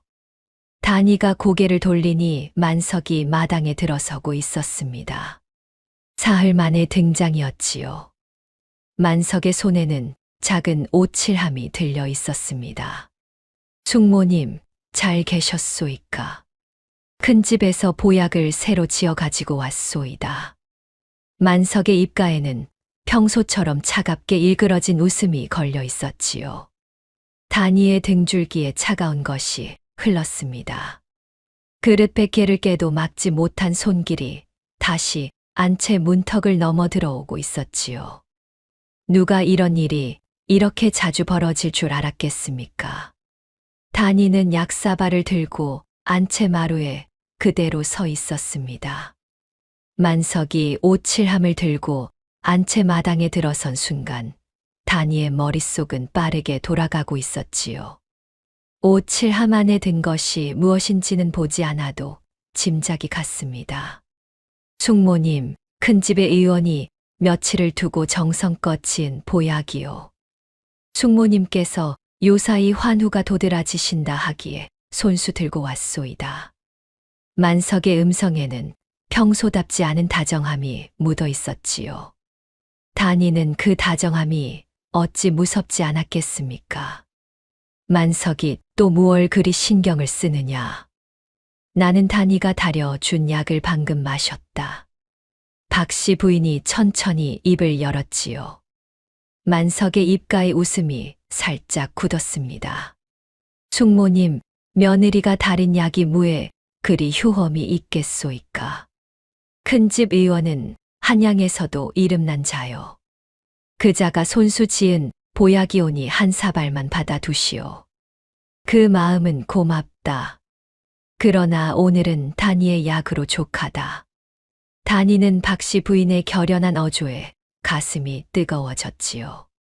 어머님께서 다니를 믿어주신다는 것이 어찌 이리 든든할 수 있겠습니까? 그러나 만석은 쉽게 물러나지 않았습니다. 한 달 동안 차곡차곡 쌓아 올린 만석의 계획이 어찌 이대로 무너질 수 있겠습니까? 숙모님, 며느리의 약은 며느리의 정성이고 조카의 약은 조카의 효성이요.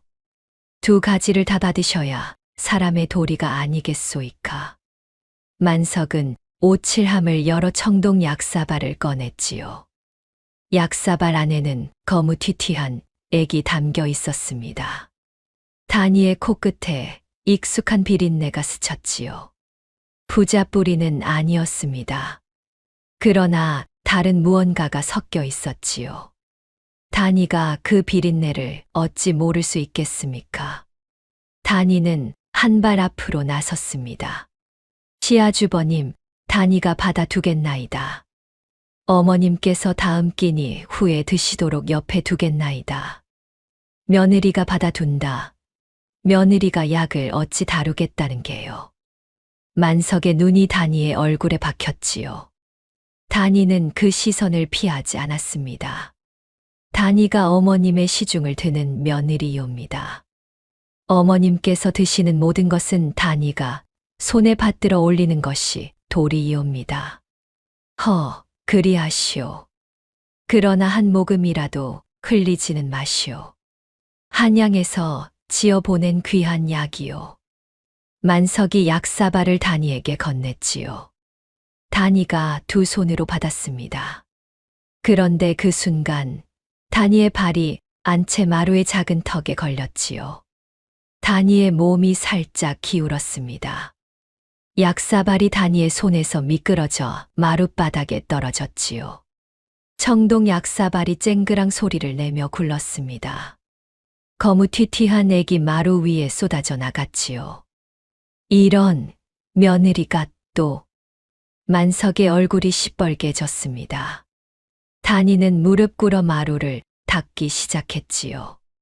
시아주버님, 다니의 죄가 크옵니다. 다니의 손이 미덥지 못해 귀한 약을 흘렸나이다. 그릇 100개를 깨더니 이제는 약사발까지 떨어뜨리는 게요. 며느리의 손이 이래 가지고서야 어찌 어머님을 모시겠다는 말이요.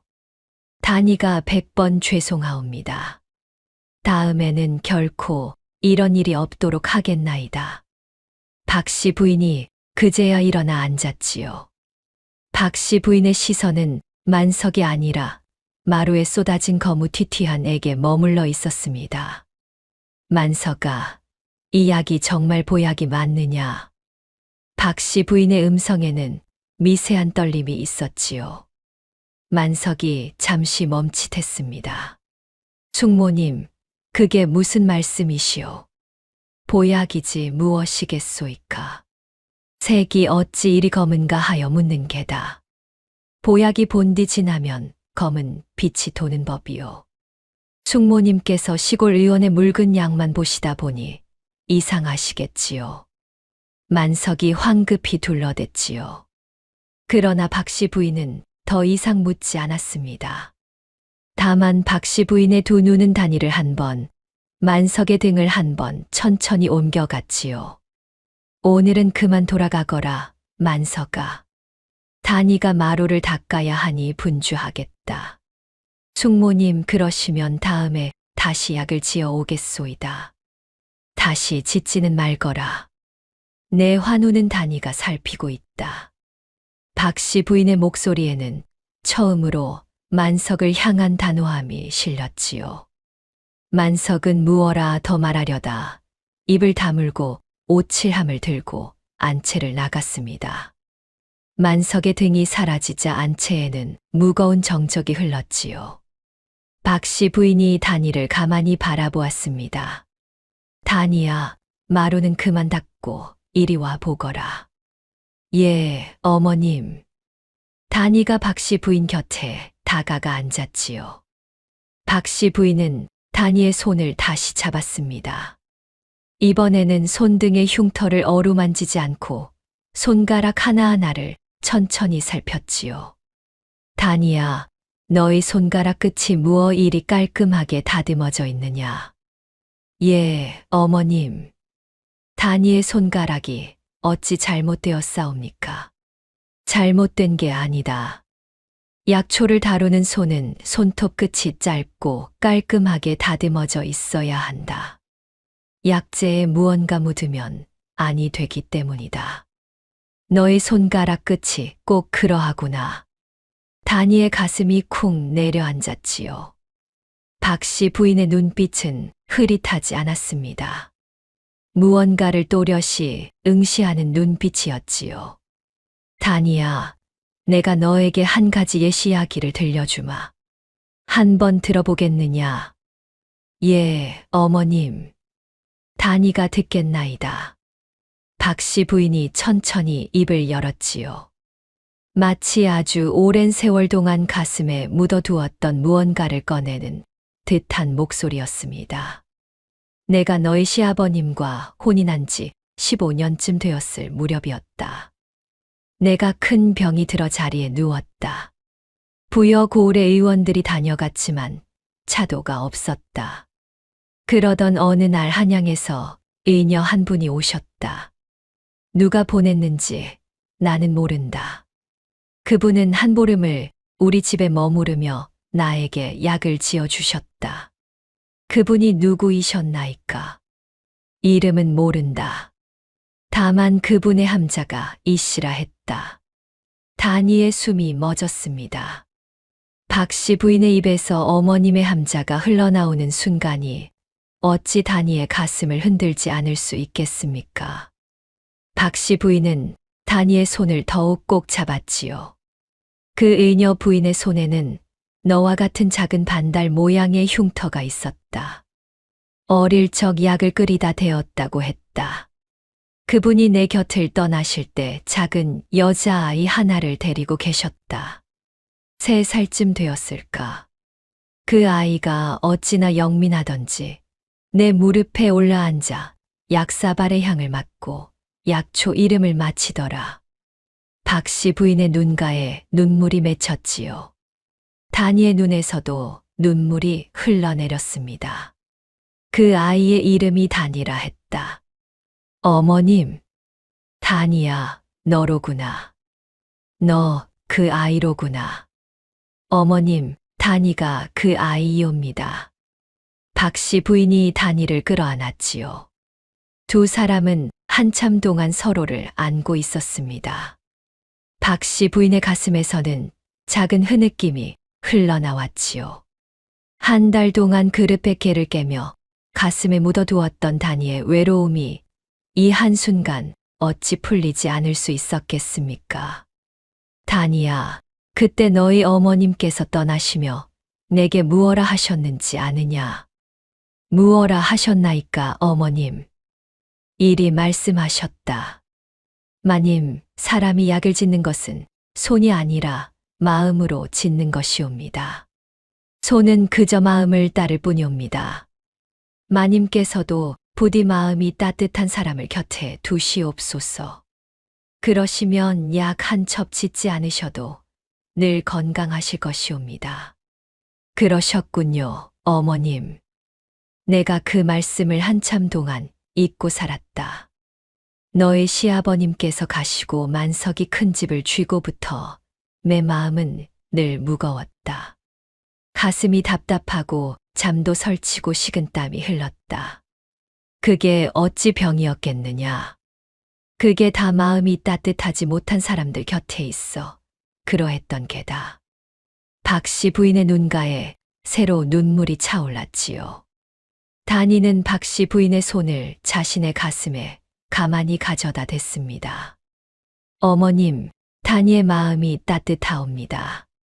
어머님 곁에 다니가 있겠나이다. 다니야, 너희 어머님은 어찌 되셨느냐? 3년 전에 돌아가셨나이다. 세상에, 그분이 그리도 일찍 가셨더냐? 예, 어머님. 다니가 17살 때이옵니다. 박씨 부인이 다니의 등을 토닥였지요. 그러고는 다니의 얼굴을 두 손으로 감쌌습니다. 다니야, 내가 어찌 이 집에 시집을 오게 되었더냐. 그것도 너희 어머님이 한때 약을 지어 주신 이 집에 말이다. 다니도 모르옵니다, 어머님. 다만 다니의 친정 오라버님께서 다니의 혼사를 정하셨나이다. 오라버님이라. 예, 다니의 오라버님이 한경수이옵니다. 박씨 부인이 그 이름을 듣고 잠시 멈칫했지요. 무언가를 떠올리려다 그만두는 듯한 표정이었습니다. 한경수라는 이름이 박씨 부인에게 어찌 낯이 익지 않았겠습니까? 그러나 박씨 부인은 더 묻지 않고 다니의 머리를 쓰다듬었지요. 다니야, 너희 정체가 무엇이든 나는 오늘 너를 더 깊이 받아들이마. 너희 어머님께서 나의 목숨을 살리셨으니 그 따님이 나에게 시집을 온 것은 하늘의 인연이 아니겠느냐. 어머님, 다니가 어머님을 지키겠나이다.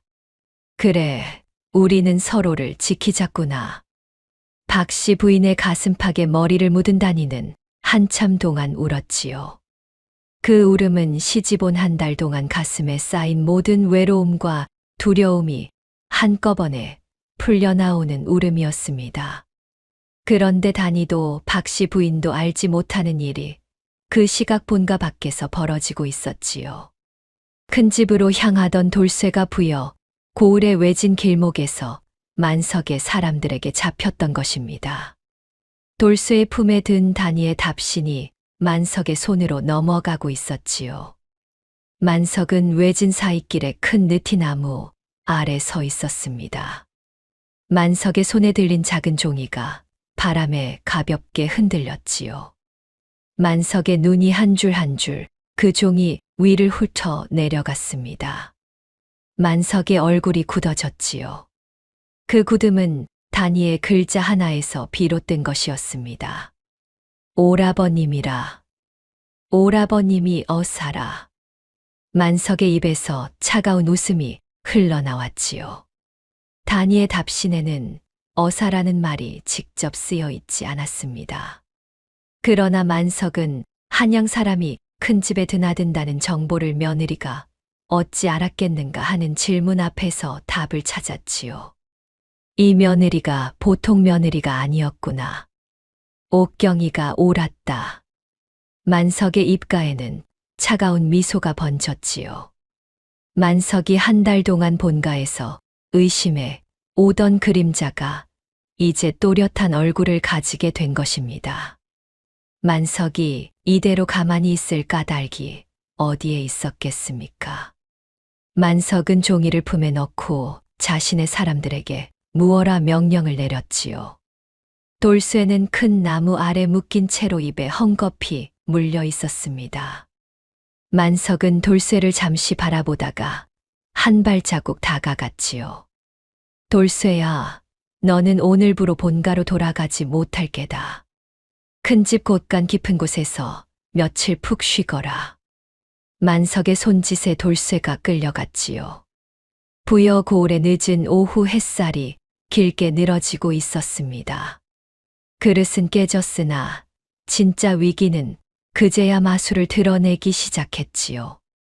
단이가 박씨 부인과 안채에서 끌어안고 있던 그 시각, 만석은 큰 집의 사랑방에서 단이의 답신을 펼쳐놓고 옥경을 마주하고 있었습니다. 만석의 손가락이 종이 위에서 천천히 움직였지요. 그러나 만석의 마음속에는 글자보다 더 깊은 무언가가 들끓고 있었습니다. 만석은 안채 쪽으로 잠시 시선을 던졌습니다. 그곳에는 정실 박씨 부인이 정실의 아들 인수와 그 며느리를 마주하고 앉아 있었지요.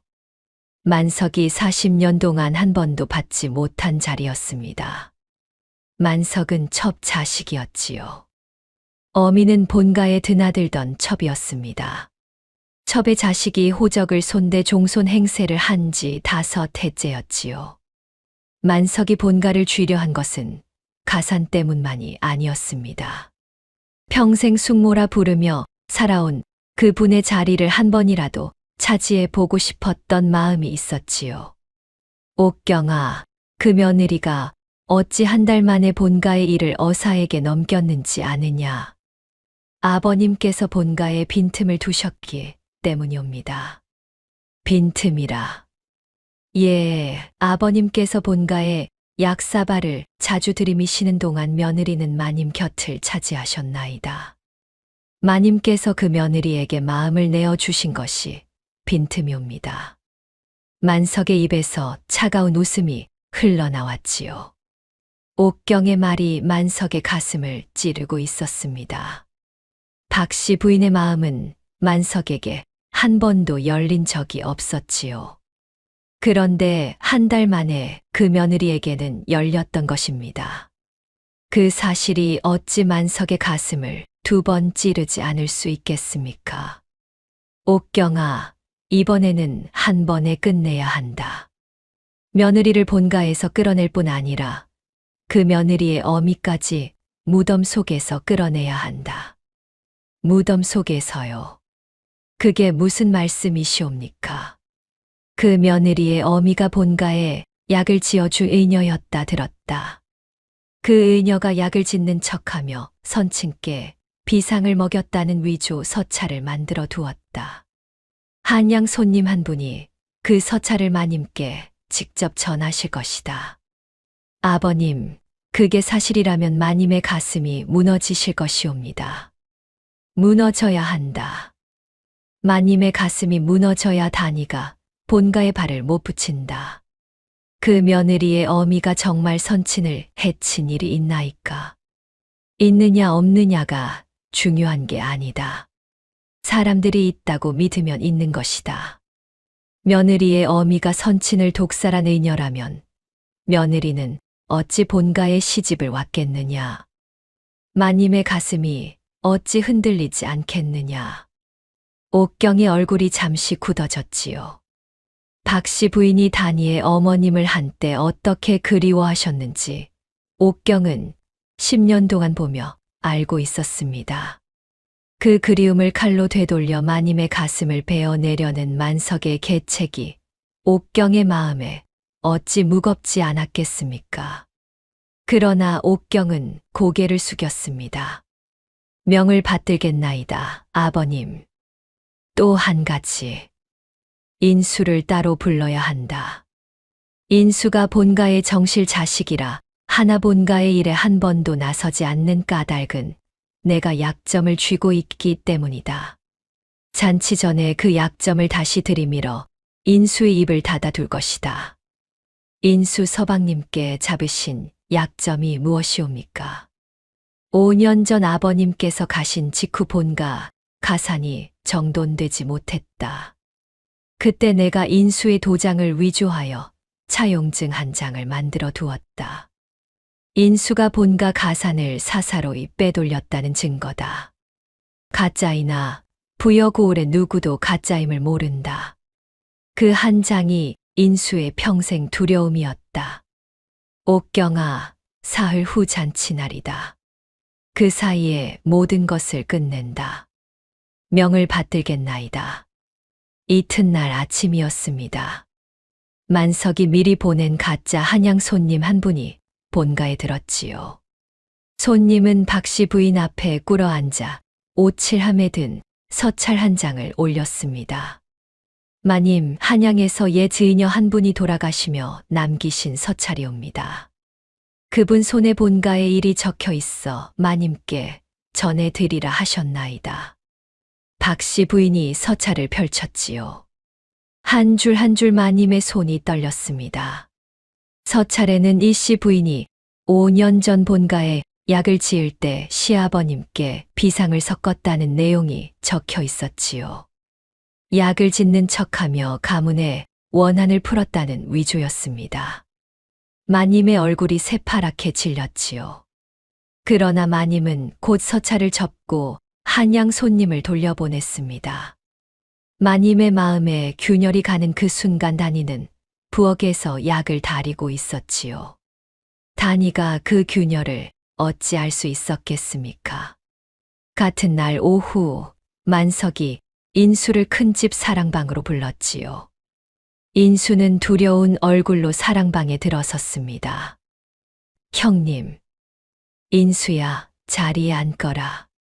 만석이 인수 앞에 차용증 한 장을 내려놓았지요. 인수의 얼굴이 굳어졌습니다. 5해 동안 그 차용증이 인수의 가슴에 박혀 있었지요. 만석이 그것을 부여관아에 들이미는 날 인수는 본가의 종손 자리를 잃고 옥살이를 해야 했습니다. 인수가 그 한 장의 종이 앞에서 어찌 단위를 변호할 수 있었겠습니까? 형님, 그것을 어찌 또 꺼내 놓으시오.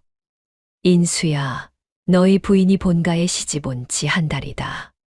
그동안 본가의 일이 모두 어사의 귀에 들어갔다. 누가 그리했겠느냐? 단이가 그리했다는 증거가 있소이까? 증거는 곧 나올 게다. 잔치날 너의 부인이 본가에서 끌려나갈 것이다. 그때 너는 한마디도 하지 말거라. 한마디라도 보태면 이 차용증이 부여관아로 갈 것이다. 인수의 얼굴이 핏기를 잃었지요. 인수가 두 손을 무릎 위에 꽉 쥐었습니다. 형님, 단이는 죄가 없소. 인수야, 너는 어머님을 지킬 것이냐, 부인을 지킬 것이냐. 그 차용증이 관아로 가면 마님께서 본가 종손의 어미라는 자리까지 이르신다. 부인 한 사람을 지키느라 어머님을 잃을 작정이냐. 인수가 고개를 떨어뜨렸지요. 만석의 협박이 인수의 가슴을 갈라놓고 있었습니다. 만석이 차용증을 다시 품에 넣고 인수의 어깨를 가볍게 두드렸지요. 인수야, 잔치날 너는 마당 한 구석에 서 있거라. 그뿐이다. 이튿날이 잔치 전 마지막 날이었습니다. 만석이 옥경과 가복셋을 거느리고 본가에 들이닥쳤지요. 박씨 부인은 안채 마루에 앉아 있었습니다. 단이가 그 곁을 지키고 있었지요. 그러나 마님의 눈빛은 어제와 같지 않았습니다. 마님은 단이의 얼굴을 똑바로 보지 못하고 있었지요. 숙모님, 큰일이오. 큰일이오이다. 며느리가 본가 뒤뜰에 옥패를 캐냈소이다. 만석이 오칠함을 열어 옥패 2개를 들어 보였지요. 한 달 동안 만석이 본가 뒤뜰에 미리 묻어둔 옥패가 어찌 이런 자리에 다시 모습을 드러내지 않을 수 있었겠습니까? 그러고는 옥경을 가리켰습니다. 옥경이 한 발 앞으로 나서 떨리는 음성으로 거짓 증언을 했지요. 어머님, 옥경이 어제 형님의 약초밭에서 형님이 흙을 깊이 파시는 것을 보았나이다. 단이는 옥경을 똑바로 바라보았지요. 그러나 박씨 부인은 옥경을 보지 않고 단이를 보았습니다. 박씨 부인의 눈에는 어제의 따뜻함이 아니라 깊은 의심이 어려 있었지요. 어젯밤 가짜 서찰을 받으신 박씨 부인의 가슴은 이미 흔들리고 있었던 것입니다. 단이야, 너희 어머님께서 본가에 약을 지어 주실 때 시아버님 약사발에도 손을 대신 일이 있느냐? 어머님, 그게 무슨 말씀이시옵니까? 한양에서 한 서찰이 왔다.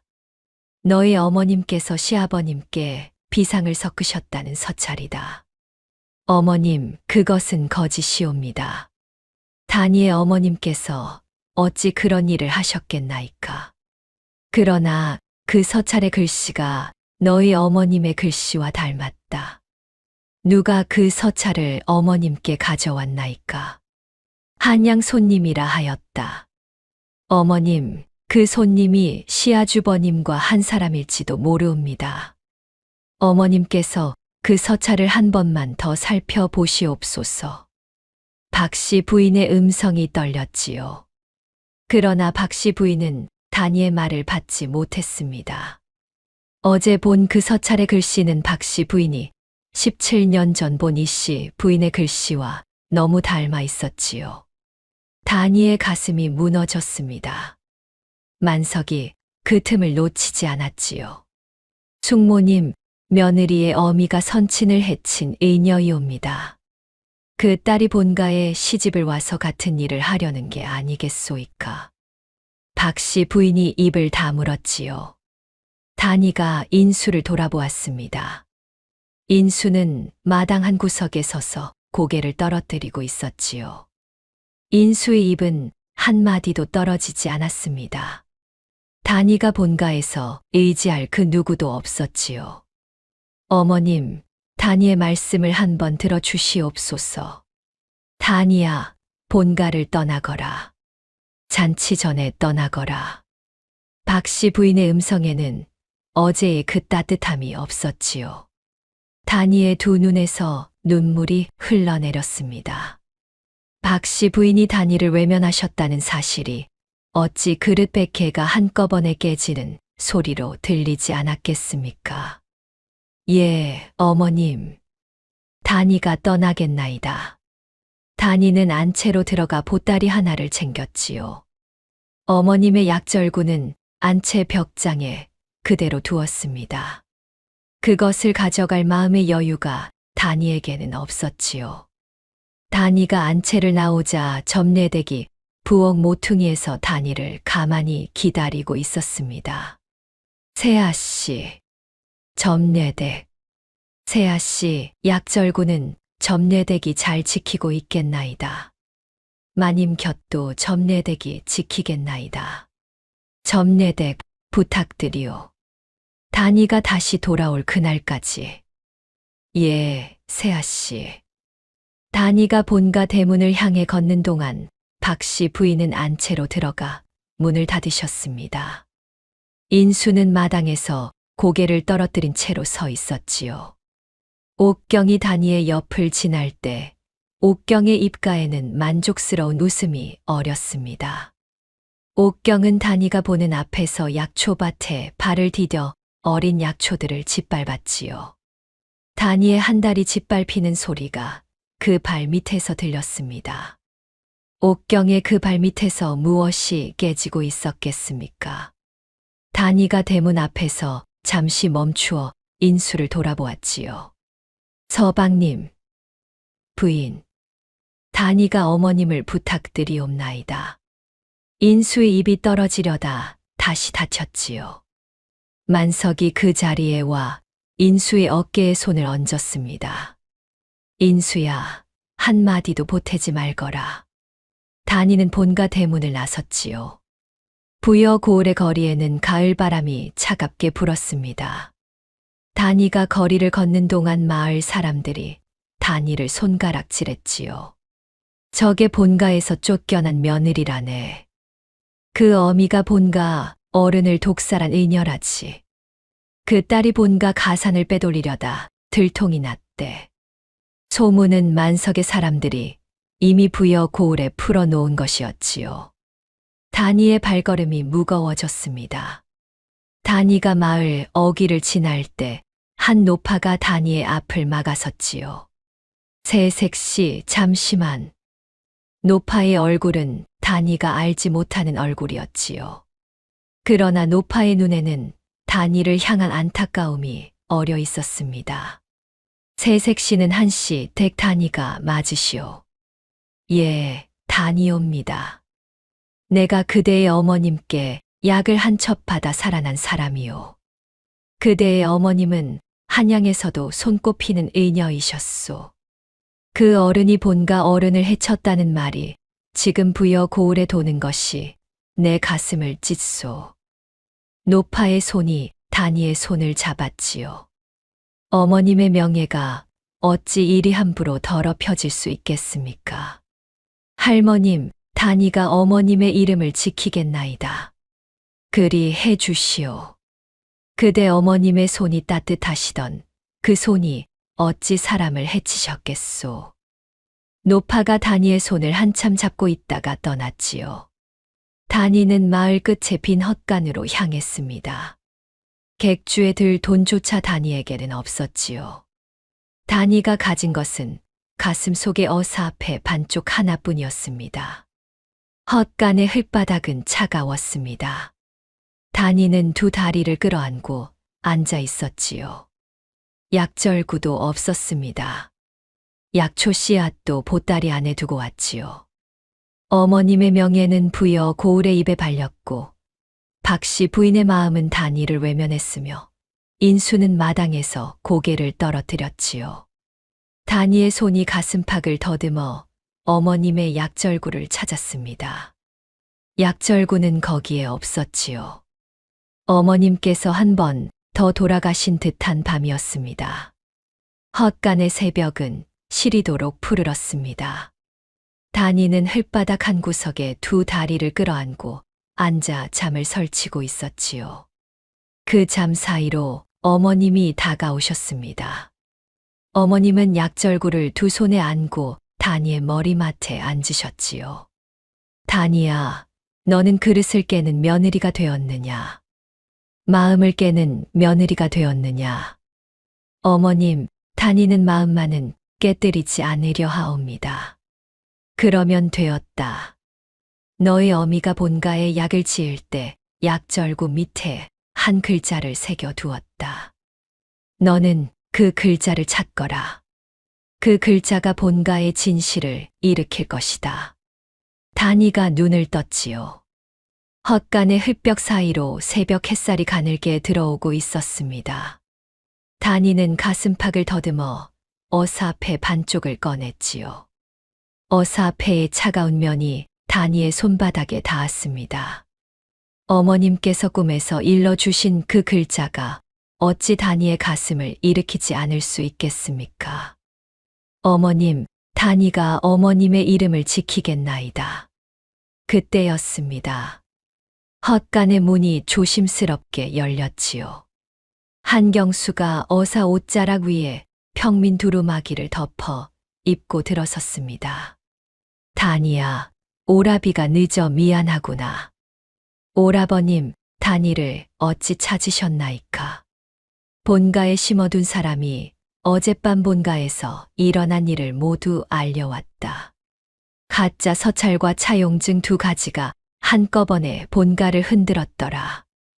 오라버님, 어머님의 이름이 부여 고을의 입에 발렸나이다. 안다. 그 입을 다물게 할 증거가 있다. 너의 어머님께서 5년 전 본가에 약을 지을 때 시아버님의 약사발에서 무엇인가를 발견하셨다. 그 발견을 어머님께서 약절구 밑에 새겨 두셨다. 점례댁이 그 약절구를 안채 벽장에서 빼내 내게 전해왔다. 한경수가 품에서 어머님의 약절구를 꺼냈지요. 다니의 손이 약절구를 받아들었습니다. 약절구를 뒤집자 밑바닥에 가는 칼자국이 새겨져 있었지요. 다니는 그 칼자국을 손가락으로 더듬었습니다. 윤진사 비상중독 처방무의 가까운 자에 의함. 다니의 두 눈에서 눈물이 흘러내렸지요. 어머님께서 5년 전 시아버님의 죽음이 비상에 의한 것임을 알아내셨던 것입니다. 그러나 어머님은 그 사실을 누구에게도 알리시지 못하고 약절구 밑에 새겨 두셨지요. 5해가 지나 그 약절구가 따님의 손에 돌아온 것입니다. 오라버님, 시아버님께서 비상으로 가셨다는 말씀이옵니까? 그렇다. 그 비상을 시아버님께 올린 자가 만석이다. 그러나 만석이 그 약사발을 시아버님께 직접 가져갔겠느냐. 본가 안채에 출입할 수 있던 자는 옥경이 뿐이었다. 옥경이 그날 시아버님께 약사발을 올렸다. 옥경이가. 그렇다. 옥경이는 그때 13이었다. 어린 것이 무엇을 알았겠느냐. 그러나 알고도 10년 동안 입을 다물었으니 죄가 가볍지는 않다. 다니가 약절구를 두 손으로 받쳐 들었지요.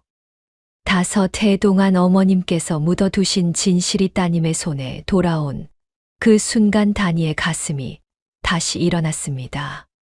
오라버님, 잔치 자리에 다니가 가야 하옵나이다. 같이 가자꾸나. 그리고 다니야, 한 사람이 더 너를 기다리고 있다. 헛간 밖에서 발소리가 들렸지요. 인수였습니다.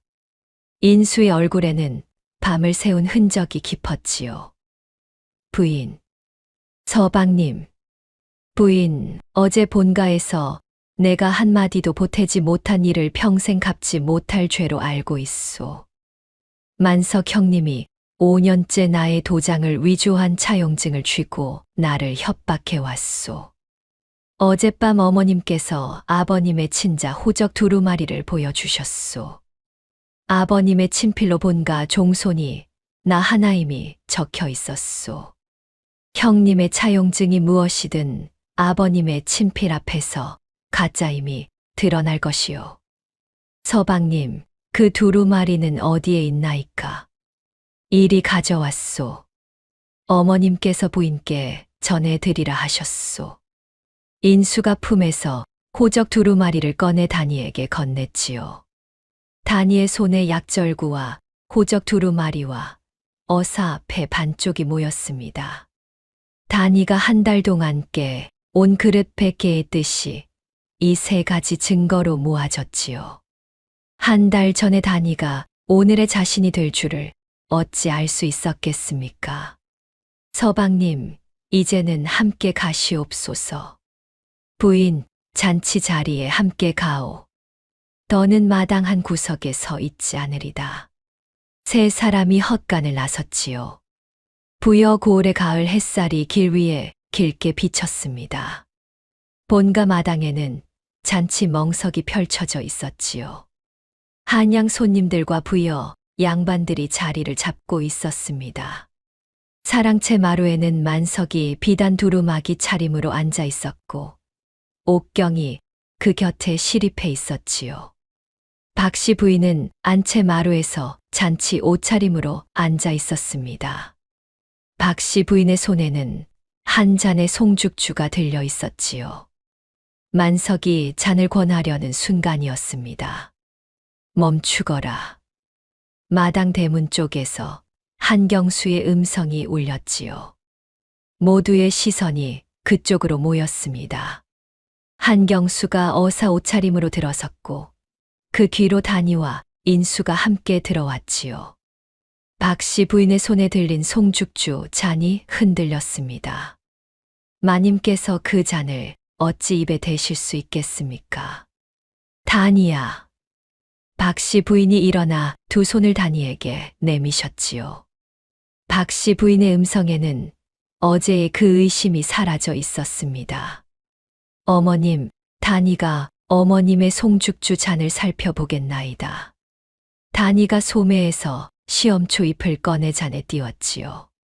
잎의 끝이 새파랗게 변했습니다. 만석의 얼굴이 굳어졌지요. 잔치 마당이 술렁였습니다. 비상이 옵니다. 박씨 부인의 얼굴이 클빛으로 변했지요. 박씨 부인은 송죽주 잔을 마당에 내려놓으셨습니다. 한경수가 한 발 앞으로 나섰지요. 윤만서, 너의 친부 호적은 윤진사의 첩 자식이다. 너는 정실 자식이 아니라 첩의 자식이다. 만석이 비웃음을 짓고 한경수를 마주 보았습니다. 어사나리, 그건 누군가 위조한 것이요. 숙모님께서 나를 음해하려 만드신 것이요. 박씨 부인이 한 걸음 나서셨지요. 박씨 부인의 손에는 윤진사의 친필 호적이 들려 있었습니다. 만서가, 이 호적은 선친께서 살아계실 때 쓰신 것이다. 친필을 모르겠느냐? 너의 어미 이름이 본가 첩실명부에 적혀 있다. 만석의 입이 잠시 다물어졌지요. 그러나 곧 인수를 향해 외쳤습니다. 인수야, 너는 가만히 있거라. 내 손에 너의 차용증이 있다. 인수가 한 걸음 앞으로 나섰지요. 인수의 손에는 위조 차용증이 들려 있었습니다. 형님, 이 차용증의 인장은 본가 인장이 아니라 큰집 인장이요. 5년 전 형님이 위조하신 것이요. 인수, 내가 만든 가짜다. 본가 가산을 빼돌리려 내가 만든 것이다.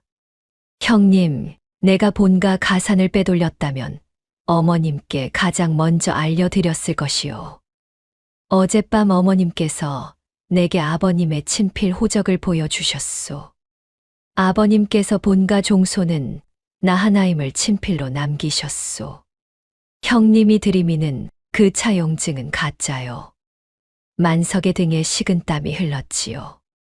그러나 만석은 아직 한 가지를 더 쥐고 있었습니다. 그 한 가지가 만석의 마지막 칼이 어찌 아니겠습니까? 어사나리, 그러면 며느리의 어미가 선친을 독살한 의녀라는 사실은 어찌 설명하실게요. 그 서찰을 숙모님께서 보셨소이다. 다니가 약절구를 두 손으로 받쳐 들고 한 발 앞으로 나섰지요. 다니가 잔치 멍석 한가운데 약절구를 내려놓았습니다. 시아주버님, 다니의 어머님께서 5년 전 본가에 약을 지으실 때 시아버님의 약사발에서 비상의 흔적을 발견하셨나이다. 그 발견을 어머님께서 약절구 밑에 새겨 두셨나이다. 다니가 약절구를 뒤집어 밑바닥에 가는 칼자국을 모두에게 보였지요. 윤진사 비상 중독 처방무의 가까운 자에 의함. 박씨 부인의 두 손이 떨렸지요.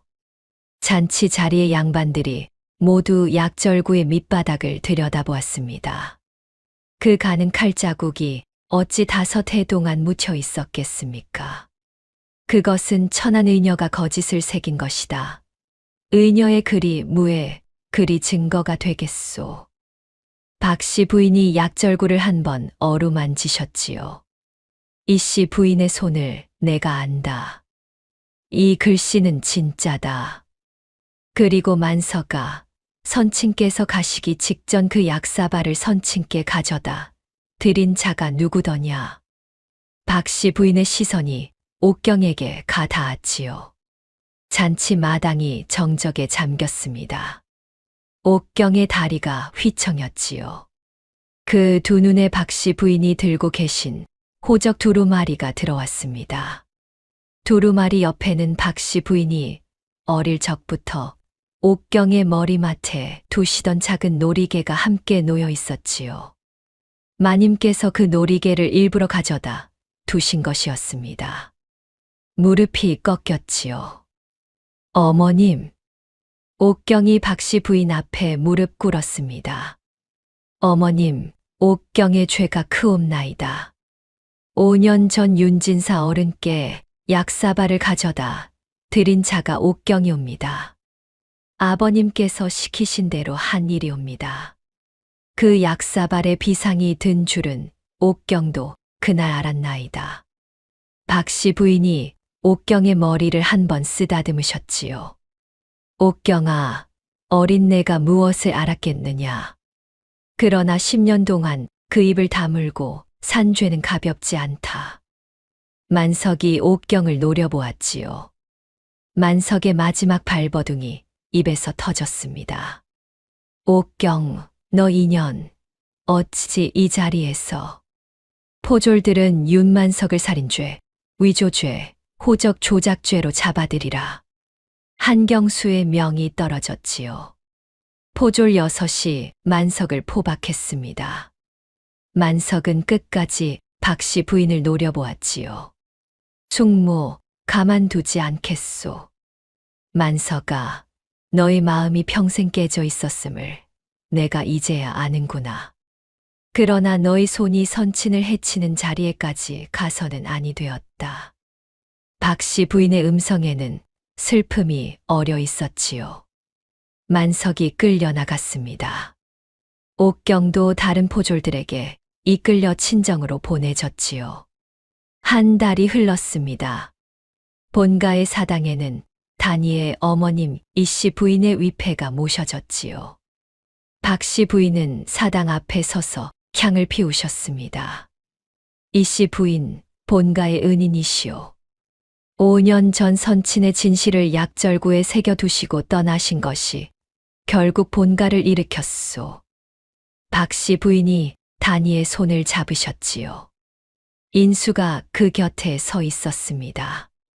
본가 부엌에는 새 사기 그릇 100개가 들어와 있었지요.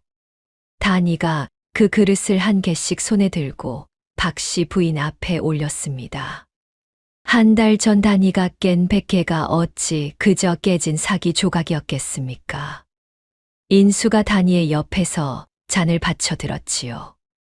박씨 부인이 마지막 그릇을 받아 빙긋이 웃으셨습니다. 단이야, 그릇은 깨져도 다시 빚을 수 있구나. 너의 마음이 끝내 깨지지 않았기에 가능한 일이다. 어머님, 단이의 어머님께서 약절구에 새기신 그 글자가 본가를 일으켰나이다. 단이는 그저 어머님의 손을 따라간 것뿐이옵니다. 한 달 전 사기 그릇 100개를 깨뜨리던 그 며느리가 이제는 새 것을 빚어 올리는 사람이 되었지요. 그릇은 깨졌으나 마음은 깨지지 않았습니다. 사람의 마음이 한번 깨지면 다시 빚지 못하나 깨지지 않고 남은 마음은 깨진 것을 새로이 빚어내는 법이지요. 다음 영상을 빠르게 만나보시려면 좋아요와 구독을 눌러주세요. 지금 화면에 나오는 더 재미있는 영상들도 함께 해주세요. 그럼 모두 행복한 하루 보내세요. 감사합니다.